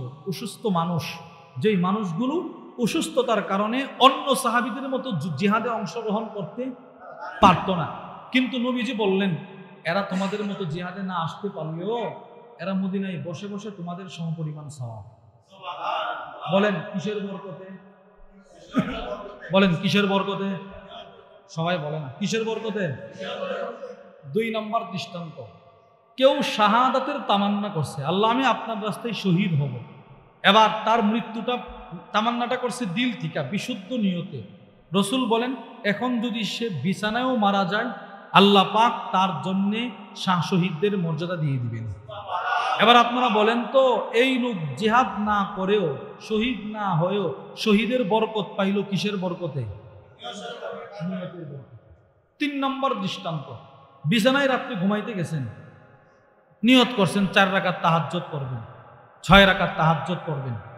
এবার ঘুমায় গেছেন, এত আরামের ঘুম, মুয়াজ্জিনের আজান শুনে ঘুম থেকে জাগ্রত হয়েছেন। বলেন তাহাজ্জুদের সময় আসে না চলে গেছে? এবার রসুল বলেন তুমি তাহাজ্জুদের নিয়ত করছো, করতে পারো নাই, আল্লাহ তোমাকে তাহাজ্জুদের সওয়াব দিয়ে দিছে। বলেন তাহাজ্জুদ না পড়েও ঘুমায়া ঘুমায়া তাহাজ্জুদের সওয়াবটা পাইলাম কিসের কারণে? 4 নম্বর দৃষ্টান্ত, কোনো একটা নেক কাজ করার নিয়ত করছেন, এখনো নেক কাজটা করতে পারেন নাই, করতে এখনো পারেন নাই, এখনো করতে পারেন নাই, পরেও একটা নেকি লিখে দিবেন। বলেন কিসের কারণে? ভাই মূল বিষয় হলো হজ, উমরা এগুলোর জন্যে অর্থকরী থাকাটা এটা জরুরি না, সবচেয়ে জরুরি হলো বিশুদ্ধ নিয়ত আর আল্লাহর ঘরের ভালোবাসা। বলেন বিশুদ্ধ নিয়ত আর আল্লাহর ঘরের ভালোবাসা। আল্লাহর ঘরের ভালোবাসাটাই আপনাকে আল্লাহর ঘরে নিয়ে যাবে। আমি আমার একটা কথা বলি, আমি যখন দাওরা পড়ি, তখন আমার একজন উস্তাদ ছিলেন। ওই উস্তাদের বাড়িতে ছাত্র জীবনে আমার বয়ান করা নিষেধ ছিল, শুধু আমি আমার আব্বার মসজিদে নামাজ পড়াইতাম, জুমার নামাজ, আর মাদ্রাসায় ক্লাস করতাম। তো হুজুরের বারবার বলার কারণে একটা বন্দে মাদ্রাসার যে বিরতি হয়, বিরতির ফাঁকে একটা মাহফিল রাখছে সিরাজগঞ্জ। ওই মাহফিলে যাওয়ার সময় ট্রেনে ওঠার পরে কি বলে আপনার সিরাজগঞ্জ গেলে কিন্তু যমুনা সেতু হয়ে যাওয়া লাগে, আর যমুনা সেতুটা কিন্তু 5 টাকার যে কয়েন পয়সার মধ্যে কিন্তু যমুনা সেতুর ছবি আছে না? আমি এটা দেখা নেটে একটা লেখা দিছি যে সেই ছোট কাল থেকে 5 টাকার পয়সায় যমুনা সেতুর ছবি দেখতাম। এটা কোনো বাইরা মিডিয়ায় দেন না, এটা এমনি একটা কথা বলতেছে, এটা আমার বয়ানের আলোচ্য বিষয়ের বাহিরের কথা, শুধু নিয়তের একটা ফজিলত বোঝানোর জন্য বলতেছে। তো এটা দেখে আমি দিলাম আর কি, যে এই হলো হালত, যে মানুষ তো কত কিছুর স্বপ্ন দেখে। আমি তো ছোটবেলায় কত দেখছি যমুনা সেতুরে 5 টাকা কয়েনের, এখন তো সরাসরি দেখতেছি। আল্লাহ, এই যমুনা সেতুর চাইতেও বেশি দেখছি মক্কা মদিনার ছবি বিভিন্ন পোস্টারে, পিকচারে। আল্লাহ তুমি তো যমুনা সেতু দেখাইছো, তুমি তো ইচ্ছে করলে আমার কি তোমার ঘরও দেখাইতে পারো। এই লেখা আমাদের ব্রাহ্মণবাড়ির একজন, উনি সৌদি এম্বাসিতে চাকরি করে, ওনার সামনে জন্য কেমনে গেছে এই লোক, এই লেখা দেখা আমাদের মাদ্রাসায় গেছে। মাদ্রাসায় গিয়ে ওনার নিজের টাকা দিয়ে আমার পাসপোর্ট কইরা আমার ওই সময় 1,65,000 টাকা দিয়ে বিজনেস ক্লাসের টিকিট দিয়ে আমি বলছি আমি আমার সুবিধা মতো যাবো, আমার দাওরা হাদিসের পরীক্ষা হবে, পরীক্ষার যে ছুটি হবে ওই ছুটিতে আমি উমরা করবো, বাস ইনি আমার মতো করে আমার উমরা করে নিয়ে আসছে। আপনি বলেন ওই সময় আমার কাছে 1 টাকাও ছিল না, 1 টাকাও ছিল না। কে করাইছে ভাই বলেন? এজন্য বলছি এই কিছু বিষয় আছে, এই বিষয়গুলো শুধুই মাত্র ভালোবাসার মাধ্যমে হয়, ভালোবাসার মাধ্যমে। আপনি কি মনে করছেন আমাদের চাইতে, আপনার চাইতে, আমাদের চাইতে বড় কোটিপতি এই দেশে নাই? গিয়ে দেখেন কোটি কোটি টাকার মালিক জীবনে একবার উমরা নসিব হয় নাই, আছে না নাই বলেন? হজ নসিব হয় নাই, আছে। এটারে ইবাদতই মনে করে না, এটা কি আমলই মনে করে না? আমরা এই বছর উমরায় যখন গেছিলাম হজরতের সাথে, আল্লামা আনিসুর রহমান আশরাফি সাহেব হুজুরও ছিলেন, আমাদের শায়েখ দামাত বারাকাতুহু ছিলেন। মাগরিবের আগ মুহূর্তে আমরা তাওয়াফ করতাম, হুজুর তো প্রায় সময় তাওয়াফ করতেন। তো আসরের নামাজ পড়ে আমরা তাওয়াফ শুরু করতাম। অনেক মানুষ দেখছি পা নাই, এই এতটুকু পা নাই। ছোট একটা বেয়ারিং গাড়িতে, বেয়ারিং গাড়ি ছিলেন আমাদের বেয়ারিং গাড়ি, এই ছোট ছোট চাকা থাকে, ওই গাড়ির মধ্যে বসে বসে তাওয়াফ করতেছে, তাওয়াফ। আপনি বলেন তো এই লোকটাকে যে এখানে নিয়ে আসছে কিসের ভালোবাসা? ভালোবাসা বলেন কি নিয়ে আসছে? আমরা একটা তাওয়াফ করতে সময় লাগে প্রায় 20 থেকে 25 মিনিট ওই রকম, আর এই লোকটার একটা তাওয়াফ করতে সময় লাগে না হলে 1 ঘন্টা। কি পরিমাণ কষ্ট, কি পরিমাণ ভালোবাসা এই ঘরটার প্রতি তার ছিল। এই জন্যে আল্লাহর ঘরের সাথে বান্দার একটা ভালোবাসার সম্পর্ক জড়ানো। প্রেম ভালোবাসা না থাকলে কেউ হজ উমরা করতে পারে না, প্রেম ভালোবাসা থাকতে হবে। আল্লামা তাকি উসমানী হাফিজাহুল্লাহ বর্তমান বিশ্বের সবচেয়ে বড় আলেম যাকে বলা হয়, উনি ওনার আপন বোনের একটা কারগুজারি লিখছেন, কারগুজারি আপন বোনের। উনি বলতেছেন আমার বোন একদিন আসছে আমার আব্বার কাছে, আচ্ছা বলতেছে আব্বু আমি হজ উমরা করবো, হজ করবো। তো আমার আব্বু বলতেছে কোনো প্রস্তুতি আছে তোমার? তো জি আছে। কি প্রস্তুতি? কত টাকা জমা করছো? আমার সংসারেই তো খুব কষ্ট করে চলে, টাকা কেমনে জমা করুন? তুমি টাকা জমা না করলে আমি বুঝুম কেন তোমার যে নিয়ত আছে হজ করার, তোমার যে একটা ভালোবাসা আছে, তোমার যে প্রেম আছে, একটা টান আছে আল্লাহর ঘরের প্রতি, এটা আমি বুঝুম কেমনি? উচিত তো ছিল তুমি তোমার সংসার থেকে 1 আনা 2 পয়সা 3 পয়সা 1 টাকা জমা করা। জমা করাটা মানে আমি আল্লাহ হজ করতে চাই, এবার তুমি নিয়ে যাও আমাকে। আমার মাদ্রাসার এক ছাত্র, তো আমি প্রায় সময় ছাত্রদের টাং এইগুলো চেক করি, মোবাইল টোবাইল আছে কিনা। তো চেক করতে গিয়ে তার টাঙ্গে একটা কি পেয়েছে, ব্যাংক পাইছে, ব্যাংক প্লাস্টিকের লিখা রাখছে চিল্লার জন্যে জমানো টাকা, সে লিখা রাখছে। মানে সে নিয়ত করছে চিল্লায় যাবে, চিল্লায়। অসহায়, আসলেই অসহায় ছেলেটা, একই তো অসহায়। আবার গত বছরের শেষ দিকে তার আব্বা মারা গেছে। তো এই ছেলেটা চিল্লার জন্য কিছু টাকা জমা করতেছে ব্যাংকে, এটা দেখছি। এই জন্য নিজের হালাল ইনকাম থেকে কিছু টাকা 100, 200, 1000 জমা করা, এই নিয়তে আল্লাহ আপনি তৌফিক দিলে আমি আপনার ঘরটা জিয়ারত করতে চাই। এই যে কি একটা মৌসুম চলতেছে, পৃথিবীর আনাজ কানাজ থেকে মানুষ আল্লাহর ভালোবাসায়, আল্লাহর ঘরের ভালোবাসায় দৌড়াইতেছে। আল্লাহ আমাদের সকলকেও সেই ঘরের মেহমান হওয়ার তৌফিক দান করুন। বলেন বারবার হজ উমরা করা, বারবার নিয়ত করা, বলেন ইনশাআল্লাহ। তাহলে 1 নম্বর, যারা অসহায় দরিদ্র, একদম অসহায়, ওই মানুষগুলোও যেন হজের সওয়াব থেকে বঞ্চিত না হয়। রসুলের বাতানো আমল আছে না নাই? 1 নম্বর বলেন বিশুদ্ধ নিয়ত। বলেন 1 নম্বর কি? সবাই বলেন 1 নম্বর কি? 2 নম্বর দেখেন নবীজি বলতেছেন, আবু দাউদ শরীফের বর্ণনা, ওয়ান আবি উমামা আল বাহিলি রাদিয়াল্লাহু তাআলা আনহু قال, আবু উমামা আল বাহিলি থেকে বর্ণিত আল্লাহর রাসূল বলেন, قال রাসূলুল্লাহ সাল্লাল্লাহু আলাইহি ওয়াসাল্লাম, আল্লাহর নবী বলেন, মান খারাজা মিন বাইতিহি মুতাতাহহিরান ইলা সালাতিন মাকতুবা, আল্লাহর রাসূল বলেন আমার কোন উম্মত যদি ঘর থেকে পবিত্র হয়ে বের হয়, আমার উম্মত কেউ যদি ঘর থেকে পবিত্র হয়ে ফরজ নামাজ পড়ার জন্য বের হয়, আমার যেই উম্মত ঘরে উযু করছে, ঘরে পবিত্রতা অর্জন করে এখন ফরজ নামাজ পড়ার জন্য মসজিদের দিকে রওনা দিছে, আল্লাহর রাসূল বলেন ফাআজরুহু কাআজরিল হাজ্জিল মুহরিম, তার সওয়াব হজ উদ্দেশ্যে গমনকারী ব্যক্তির সওয়াব। সুবহানাল্লাহ বলেন। এই লোক যে মসজিদে আসতেছে তার প্রত্যেকটা কদম ওই পরিমাণ সওয়াব যেই পরিমাণ একজন হাজী সাহেব হজ করার জন্য ঘর থেকে বের হইলে যেই পরিমাণ সওয়াব।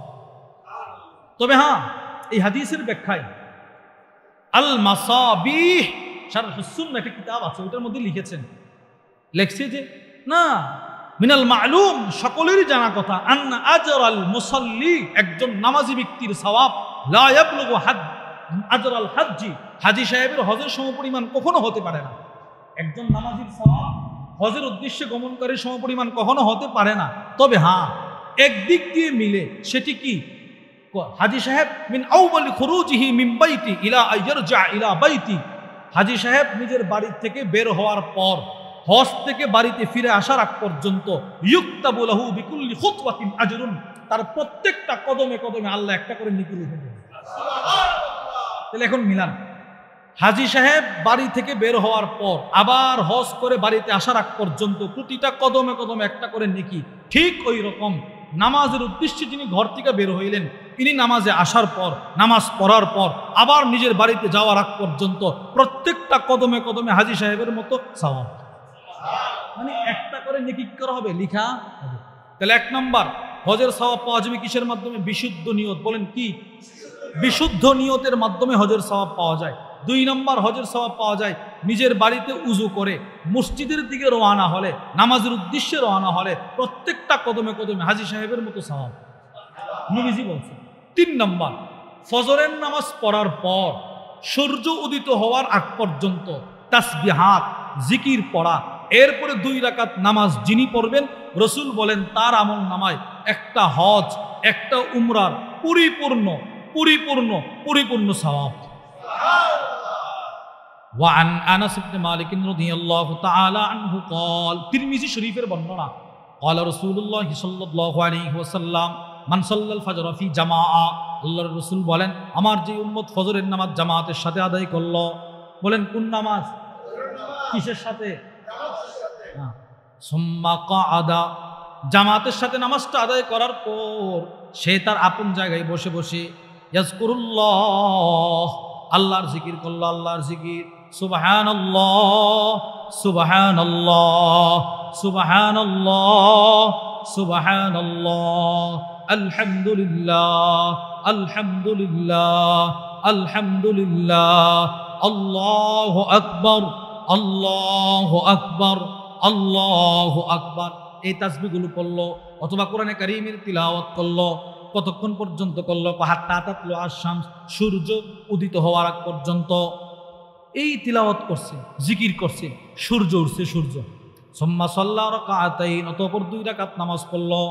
তাহলে শুরু থেকে মিলান, প্রথমে ফজরের নামাজ পড়লো, কিসের সাথে পড়লো? জামাতের সাথে। বলেন কিসের সাথে? এবার জিকির করলো সূর্য উদিত হওয়ার আগ পর্যন্ত, সূর্য উঠার আগ পর্যন্ত, অতঃপর 2 রাকাত নামাজ পড়লো।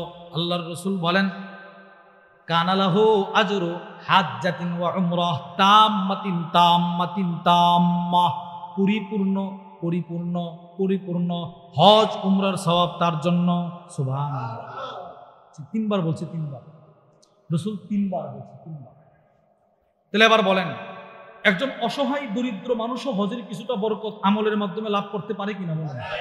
তাহলে 1 নাম্বার কি আমল? বিশুদ্ধ নিয়ত। বলেন বলেন, নিয়তের বিনিময়ে যে সওয়াব আল্লাহ দান করে, আমরা 4টা দৃষ্টান্ত শুনছি, মনে নাই? কয়টা দৃষ্টান্ত বলেন? 1 নাম্বার, মদিনায় কিছু মানুষ ছিল অসুস্থ, রসুলের সাথে সাহাবারা যুদ্ধ করতো, নবীজি বলতো তোমরা যুদ্ধ করে যেই সওয়াব, যারা মদিনায় বসা তাদের সমপরিমাণ সওয়াব। কেন? নিয়ত ছিল যুদ্ধ করতে, কিন্তু অসুস্থতার কারণে আসতে পারে নাই। 2 নাম্বার, কেউ নিয়ত করছে শহীদ হবে, এরপরে বিছানায় তার মৃত্যু হলো, নিয়তটা ছিল বিশুদ্ধ। রসুল বলেন বিছানায় মৃত্যুবরণ করার পরও, ওয়াইন মা তাআলা ফিরাশি, বিছানায় মৃত্যুবরণ করার পরেও আল্লাহ হাসরের ময়দানে শহীদের মর্যাদা দিবেন। তাহলে নিয়তের বিনিময়ে সওয়াব আছে কিনা? বলেন। 3 নাম্বার দৃষ্টান্ত ছিল মান আতা ফিরাশা, কেউ বিছানায় আসছে ঘুমানোর জন্য, রাত্রে ঘুমাইতে গেছে, নিয়ত করছে তাহাজ্জুদ পড়বে 2 রাকাত 4 রাকাত 6 রাকাত 8 রাকাত যতটুকু পারে, কিন্তু এতটাই ঘুম চলে আসছে আর নামাজ পড়তে পারে নাই। রসুল বলেন কুতিবা লাহু মা নাওয়া, যেই নিয়ত করছে আল্লাহ সেই নিয়তের সওয়াব তাকে দিয়ে দিবেন। তাহলে নিয়তের বরকতে সওয়াব আসবে কিনা? বলেন, আসে না নাই? 2 নাম্বার ছিল ফরজ নামাজের জন্য বাড়ির থেকে উজু করে বের হওয়া। 3 নাম্বার, ফজরের নামাজ জামাতের সাথে পড়ার পর সূর্য ওঠার আগ পর্যন্ত জিকির করা, তারপরে 2 রাকাত নামাজ পড়লে হজ উমরার সওয়াব আছে না নাই? 4 নাম্বার, আল্লাহর রাসূল বলেন রমজানে পারলে উমরা করা। সুবহানাল্লাহ বলেন।